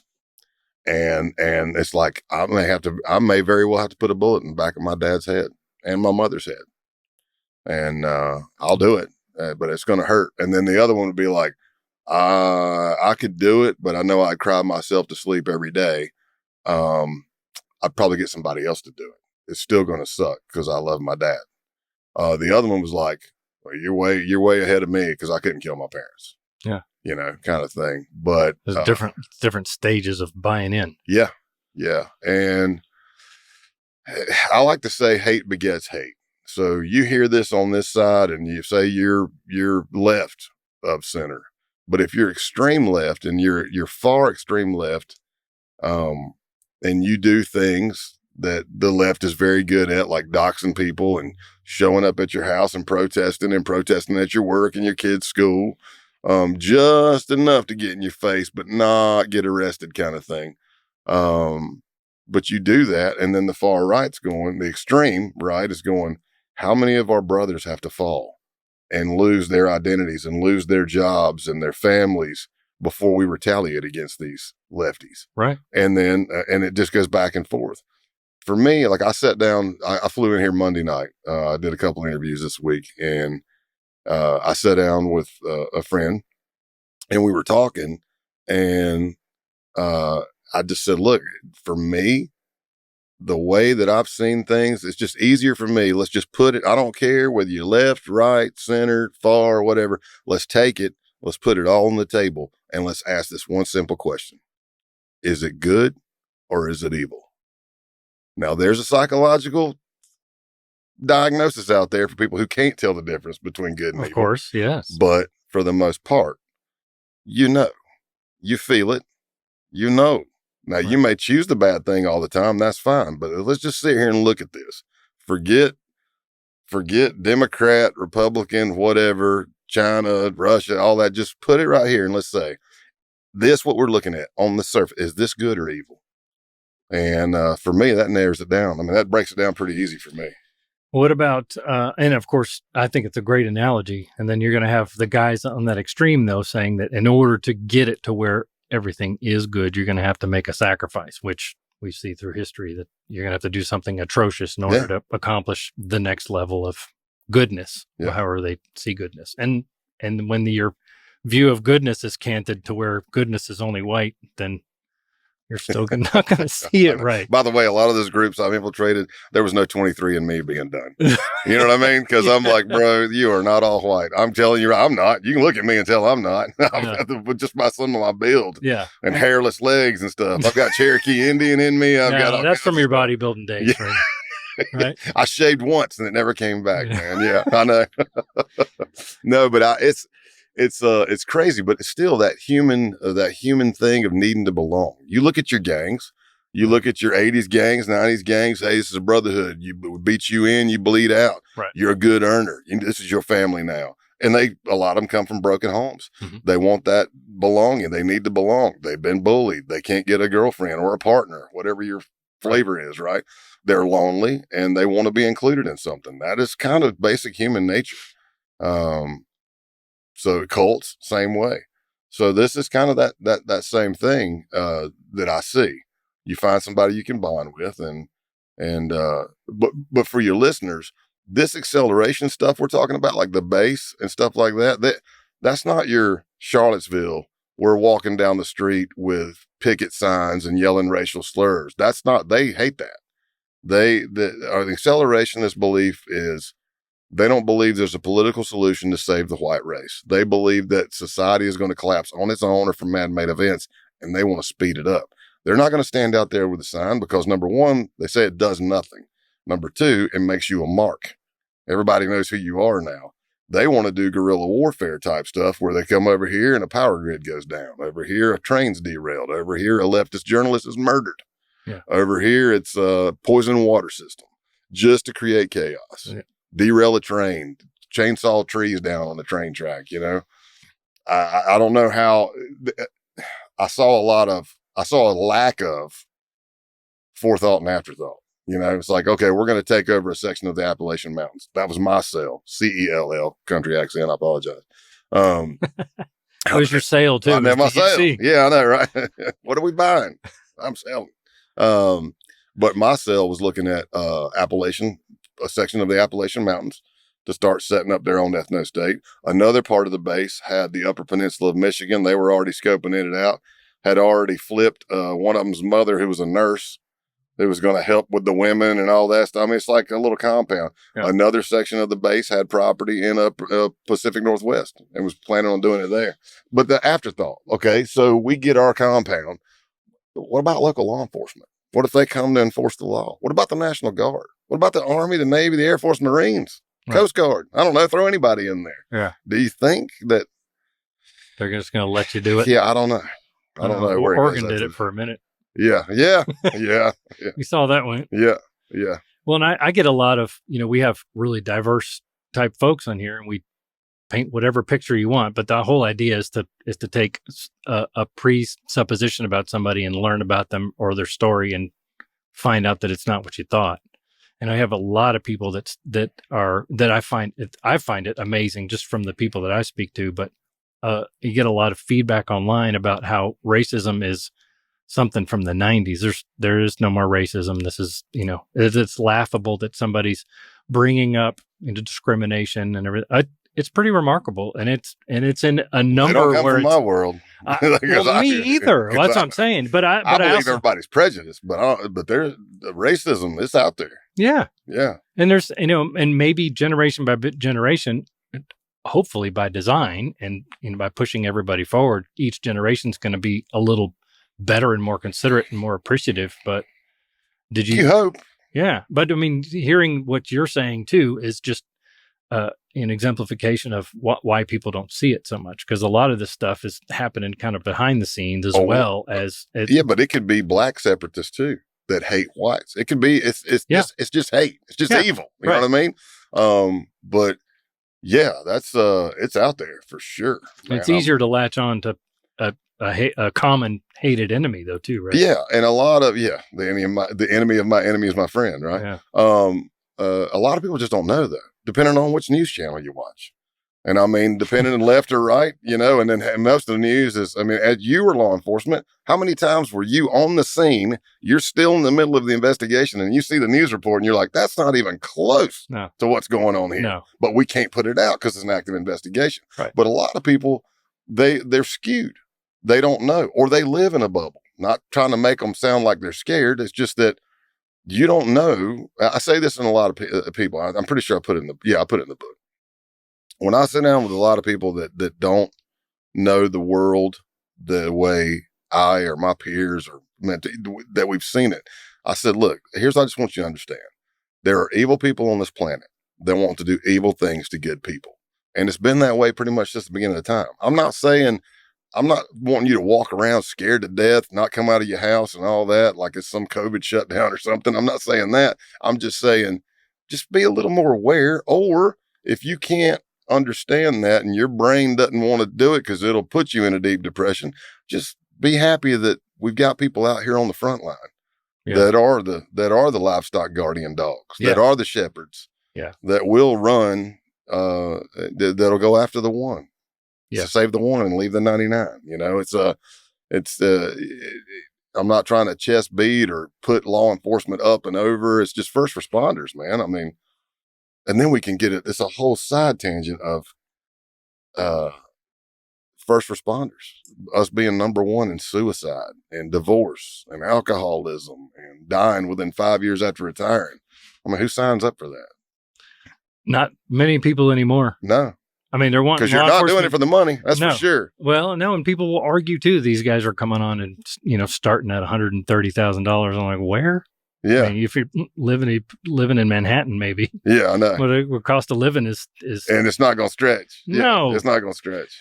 Well, and it's interesting too that leads to another question. What about the new gen of folks that are coming forward? Because it is a completely different generation of people that are coming in to take law enforcement roles with a new law enforcement objective. I mean, things are completely different. They were starting to deal with, you know, community meetings and all that kind of stuff. And we were coming through, but now it's kind of undone the whole old school way of doing law enforcement. And man, I see lots of guys too that I see law enforcement kind of falling off, and it makes it difficult because a lot of people don't want to be law enforcement. So now you're picking from lesser of the crop that you had in the first place.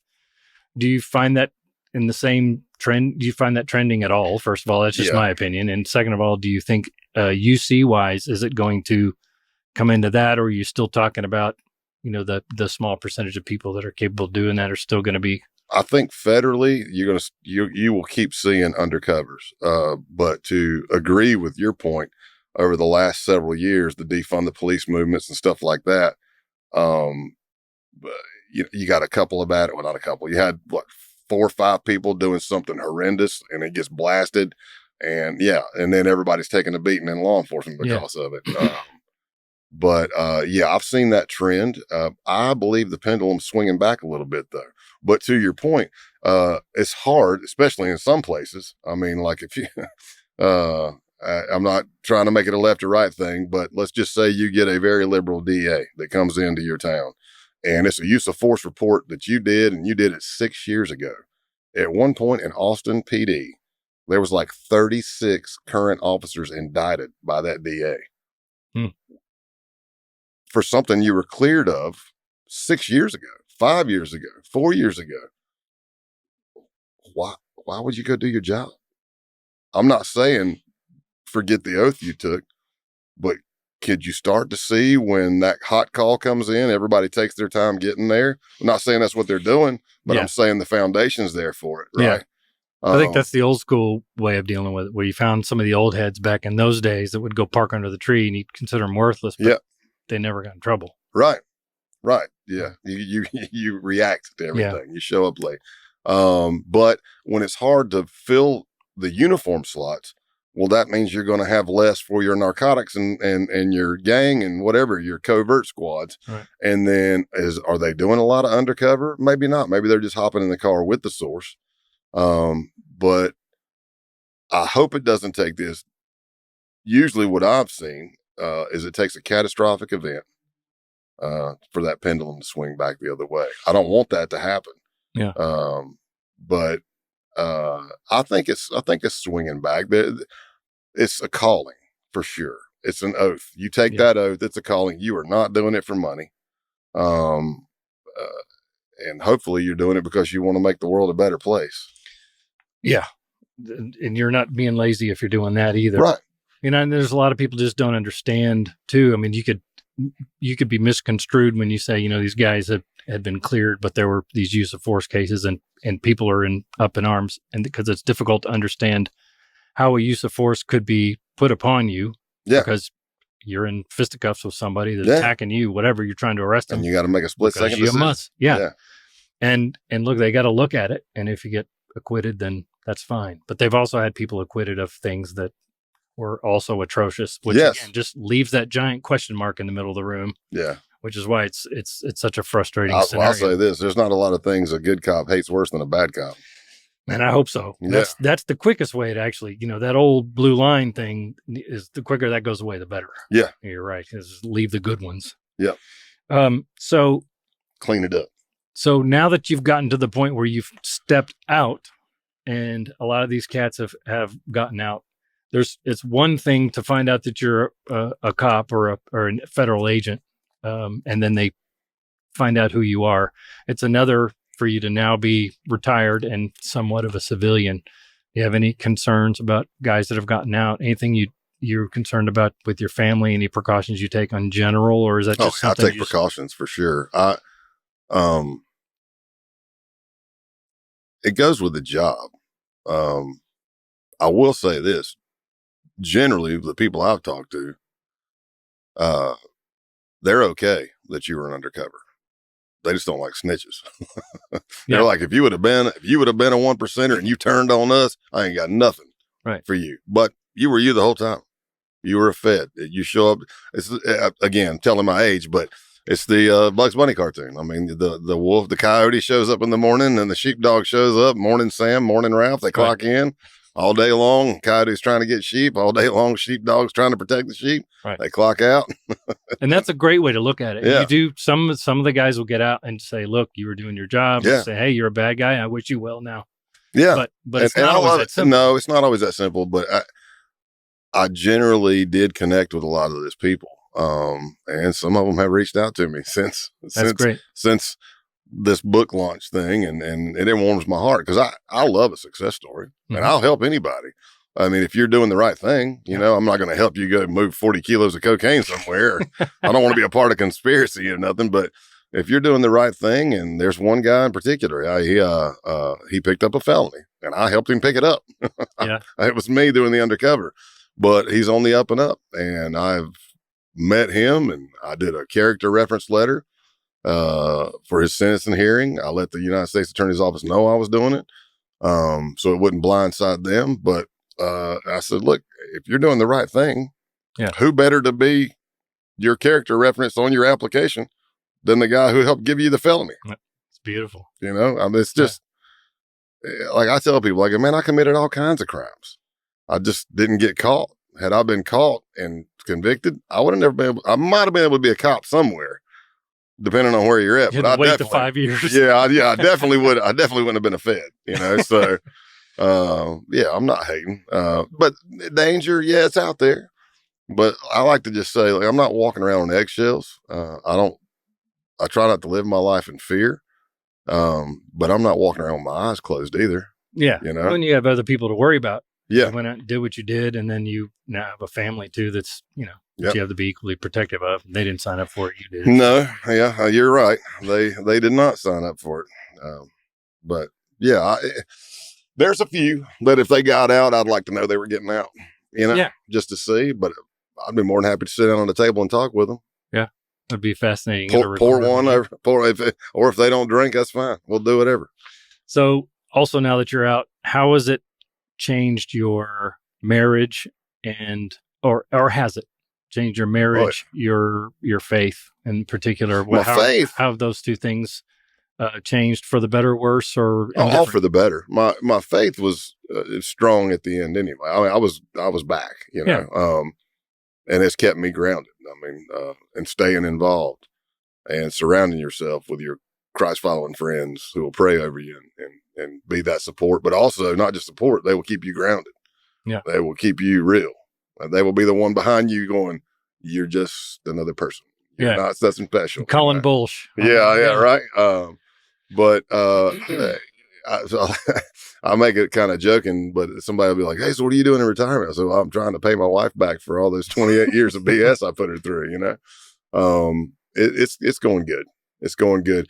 I will say that I thought I had a real good game plan for retiring, but about a year and a half out, I was like, I got to change my way of thinking. I got to change some things because I'm not on the front line anymore.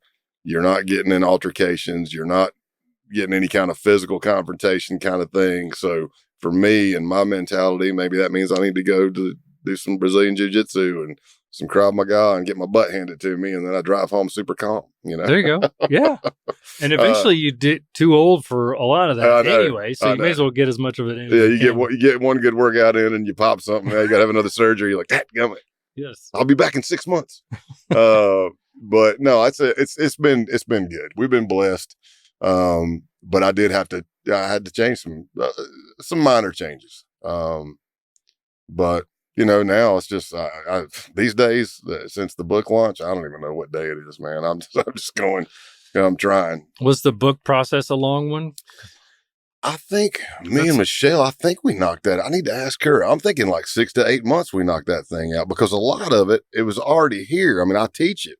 So I'm just doing it. And it's just a matter of putting it into the book in a way that's attractive to readers and letting them be in there. Not write it like a police report. Right. Yeah. Just the facts. No that speculation. That could be bad. I know, right? Well, that's how it started. The first three chapters, I think we were right at 3. I handed it to my wife and she's like, this is terrible. So I called Michelle, the co-writer, and she's like, I'm writing it like I'm a dadgum FBI agent. She goes, I'm writing it like I'm a journalist doing a report. So we're like, we got to change this. Yeah. And then we kind of got our flow going. I will say that me personally, I had to dive deep into some areas like growing up and what am I trying to say with the book and things like that. Right. And, a story trajectories and different things. And exactly. You've got to have the beginning and the end without just telling 20 stories and then. Yeah. And that's it. A compilation. Yeah, let me tell you another crazy one. Yeah. But it was I didn't want to do it. I didn't even want to do the Rolling Stones article. But my friends at the time were like, dude, you need to get some IP, which I didn't even know what the hell that meant, intellectual property. And I go, and that would be, I still don't know what it means. Yeah. And the Rolling Stones article came out and then it kind of pushed things. And there were literary agents that kept calling, Paul Solitaroff, the journalist that did the Rolling Stones interview. And I kept saying no. And he's very persuasive. He kept on me and I ended up taking a couple of calls and it's ended up being awesome. I'm so happy I did it. My family's happy. They're ecstatic. It's a legacy for my kids and whatnot. And it's something totally different. Yeah. It's cool that because so many cops and agents identify themselves in whole by their career. Yeah. And especially when you do extraordinary things like you did, so it's cool to have something else that you can go out and not be just still dived into something where you're trying to simulate the things that you've done earlier. And at the end of the day, I'm still an instructor. I'm a speaker. I'm a teacher. And that's the way I was taught. And that's the way it was. The Joe Pistones and the Steve Salmerys and the Lenny Carrolls that called me and the Juan Jacksons when I crashed. And like, hey, country, how you doing? I'm like, man, I'm doing okay. And they're like, well, you take care of yourself and you take care of your family. But as soon as you can, put pen to paper about everything you've learned, how things went wrong, what you can do to make them not happen. And then that's how we get our best blocks of instruction. And that's how we pay it forward. And that's how we keep people from making mistakes that have already been made. And they were spot on. Yeah, that's beautiful. I've been blessed to be able to tell the story pretty decently. So, yeah. Because the other guys can't talk about it. Right? Yeah. The guys that didn't make it through, right? But, it's just a true blessing. I mean, you're going to have haters and I won't give them any time. But, that's fine. I mean, doesn't mean it doesn't hurt. You hear it and you're like, come on, man. And then I let it bother me, but that's a fault of mine. And at some point, who knew Taylor Swift was so prophetic when she said, haters are going to hate and I'm just going to shake it off. Shake it off. That's right. What? So that's what I'm trying to Somebody with a daughter speaking. I know, right? I know. I'm like, who knew when I took my daughters to the concert? She was going to give me something that would help me out years later. My buddy says some people want to canonize you and other people want to put you in front of the canon. Yeah. Yeah, that's good. Yeah. And I mean, it is what it is, man. I'll say a prayer for them. Here's the thing, they can hate. And if they call me tomorrow and be like, hey, country, I was thinking of doing a book, man. You tell me how the process went? Yeah, I'll tell you. Oh, even a favor you'd be all right with. Yeah. Okay. Well, that's try to pay it forward. There you go. Now I try to start with a clean slate. I don't have that DNA trait that lets me hold a grudge. However, after about 3 minutes, you may remind me why I didn't like you and I took a break from you in the first place. But I'll try to start There's clean. That transparency. I try to start clean. I'm like, after about 3 minutes, I'm like, oh, yeah, this is not good. We're not gonna make it past 3 minutes. But I tried. So how was that Rogan experience? That had to be really interesting. It was awesome. I was nervous. I mean, as an entertainer, right? I've been blessed to be, this whole thing, me sitting right here started because of my connections and love for professional wrestling. That's how it all started. Really? Yeah. And then I just met somebody and they introduced me and here we are years later and this is where it's at. Rogan, I was nervous because it's Rogan and it's not like you're just asking me questions and I'm speaking to a group. This is my life story. Yeah. Part of it anyway. And, it was long enough to tell almost all of it too. Yeah, I know. There was still so much we didn't cover. I know. But he was excellent. It was a great thing. But the people asked me, what was the coolest thing about that experience? I said, watching my wife and kids. I said, that's it. I said, they're like freaking rock stars, man. They're glowing. Awesome. I mean, you could see the glows. And I mean, of course they went shopping, you know. And I'm like, hey, nothing's come in yet. We haven't. Yeah. Well, that's a big deal, though. That's really cool. I love that for you too, man. Yeah. Good things happen to good people, man. Well, I'm just I'm blessed. I'm trying to be in that humble spot, and for me and my faith, it's just I hope I'm doing the Lord's will, you know. But I mean the Rogan thing, I can't keep track of Spotify, but I think the YouTube is 1.7 million views. But the Business Insider one, it came out 5 days ago and it's like 2.2 million already. Unbelievable. So I don't know. But I will say a lot of people don't know that if you like audiobooks, I did it. It's my voice. So yeah, that is and that also is quite the task. You just think, I'll go in and record this in a better part of a day. But no, I will say this, you're a musician as well, right? So I'm pretty solid in the studio, but sitting there in like a sound booth where I actually heard myself whistling when I was talking, I'm like, where did that whistle come from? Yeah. I'm like, am I turning into a groundhog? But it took us 4 days. And the last 2 days were really just half days. So once we got that groove going, it's good.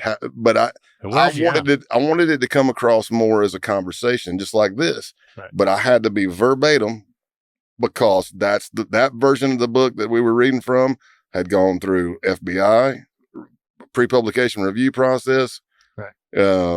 Which means, by the way, if you work all those cases, so some of them might be domestic terrorism, some of them might be gang, some of them might be bikers, some of them might be transnational organized crime, might be public corruption.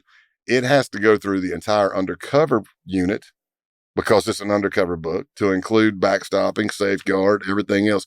Then it has to go through every subdesk, public corruption, gang, domestic terrorism operation, then to the divisions, down to the squads to look. So that thing has been going through with a lot of those guys don't read. So that's even a bigger problem. I don't either. You know, I'm like, can we get a bigger font and more pictures? That was a big deal going through all that. That's crazy. Yeah. So, I don't know what led me into talking about that, but it's all part of the surreal experience after. I think it's fantastic. Like, it couldn't happen to a cooler dude. Thank you. Great. Thank you. It means a lot. Hopefully people are liking it. Oh, I know. I was gonna say I had to read it verbatim, right? So I had to read it verbatim. So now I'm having to read, which I don't read super fast anyway, but I'm having to read at this speed and talk right behind it. And it has to be verbatim, because that's not only what the FBI approved, that's also Simon & Schuster and Atria's legal people have approved. Of course. So I was like, oh man, I was hoping I kind of just get the riff, throw a couple of laughs in there. You got to do that and call it a podcast. It's not the book. Exactly. Right? You just I'm going to sort of recite the book, but sort of not. I've been asked. It's difficult. I've been asked for a lot of people, man, you think about doing a podcast because the storytelling and the interviewing. And I'm like, I don't know. Because doing this book launch, I'm realizing how many podcasts are out there. But I'll tell you one thing I did do that I could do every single day. I did coast to coast radio here out of California. Mm-hmm. I had to, in Tennessee, I had to I didn't go to bed from 1 a.m. to 3 a.m. I did the interview. Hey. But the first hour was an interview. After that, the second hour was live calls. You don't know what you're getting. Oh, it's that's like, cool. We're going to so-and-so in Anchorage. We're going to so-and-so in Guam. We're going to and they're asking, some of them are crazy questions, some of them aren't, but that filled a void of me getting those call outs and going, I was like, I like this. Yes. I was like, this is exciting because I don't know what's coming. You just ask and I just talk. Absolutely. That'd be pretty cool. But yeah, so you tried to essentially read your audiobook and sound like you're not reading is what you're trying to explain. Yes. I think it came out okay, especially if you compare it to like the robotic ones when it's not the actual person, Oh, yeah. Yeah, you're man. I was in the basement. It was scary. I was naked. You're like, no, that's not. So the hard parts are when you're quoting one of the bad guys. You sort of want to change your voice a little bit, but you don't want to pretend you're an actor. No, I can't help it because I mirror. I just can't help it. So if I start talking to those Massachusetts dudes, I start talking just like I'm from, when I imitate them, I'm like, and I've had, again, some of them have reached out to me and I've had them, they're saying, man, they're family members and stuff. When they hear me, they go, if they close their eyes, they go, that is you. And I'm like, yeah, I spend a lot of time around you, That's funny. Yes. Yeah, for sure. And any links or whatever, obviously we'll include all those too. But sure. Where can people find that? Anywhere you can buy a book. Amazon's probably the easiest. You can go to Simon & Schuster's website and get it. And again, the audio book's there. I've heard a lot of people say they don't like to order. They'd rather go to their local bookstore because that way sometimes the book gets damaged in shipping, they want a fresh one. Yeah. So yeah, anywhere you can go, it's out there. But be aware on Amazon, there's a lot of scam stuff too. It's not hard to figure out. It'll be like Scott Payne, codename Pale Horse. And there's my book. And then right under it is Scott Payne, Agent Pale Horse Workbook. Are you kidding me? Did, yeah. So I'm taking pictures of that and send it to Simon & Schuster and like, oh, that's a scam. And then one of them, they took my cover and they just removed certain things from codename Pale Horse, but it's still my face. And they used AI to make me older. And I got to tell you, if I look that way in about 20 years, it's pretty tough looking dude. I was like, I like that. Dude, still badass. I was like, that dude looks like he's angry. Yeah. It's probably because he can't walk. And he's, but yeah, it's just my book. There's no workbook, nothing like that. But yeah, you can get the audio and all that there. And then I'm on Instagram. Everything's pretty much at Scott Payne Big Country. Pale Horse was already taken. So yeah. All right. And Pale Horse was your moniker for the neo-Nazi infiltration. Yeah, the base. I went in as White Warrior, and then shortly after that, I changed it to Pale Horse. Any reason for that? One of the guys' names was Pestilence.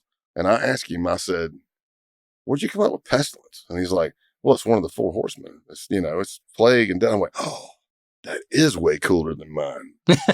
And then I was sitting there, and after a couple of drinks or whatever, I was like, I've always been fascinated with the 4 horsemen. And I said, and Pale Horse. And on Pale Horse was death. It's the Grim Reaper. I said, would you be offended if I changed mine to Pale Horse? Absolutely not. So I became Pale Horse at Eater of Souls. You got to have something. I'll hit you there. Yeah. I'm not active anymore. I'm not active anymore. I don't have a phone to go active, nor do I want to. It's freaking great. As I say to most people, sometimes when I'm teaching in between a break, they'll be like, hey, you heard about this group? You heard about this group? And I'm like, I said, listen, let me answer that when I get back on stage. And I go up and I go, hey, I appreciate all the questions, but since I retired in 2021, I made a conscious decision to stop hanging out with neo-Nazi white supremacists. I said, so there's a group of people over here still working it. I'll point you out to them and you can talk to them and they'll help you out. Yeah, that's great. Well, brother, I really appreciate it, man. Thank you. Thank you for the time. Thank you. We still burned plenty of time. Cool. No Rogan, but we did it. No, that's all right, man. Thanks for having me. What's it take? What you gonna do? What you gonna do? Success around the sandbox with second grade rules. A confident fake to make you do what they want when they won't pay the fool. A diplomatic face is the one to see you through. And don't let those bigots take you off your game, but just to let them loose. You sit here in the front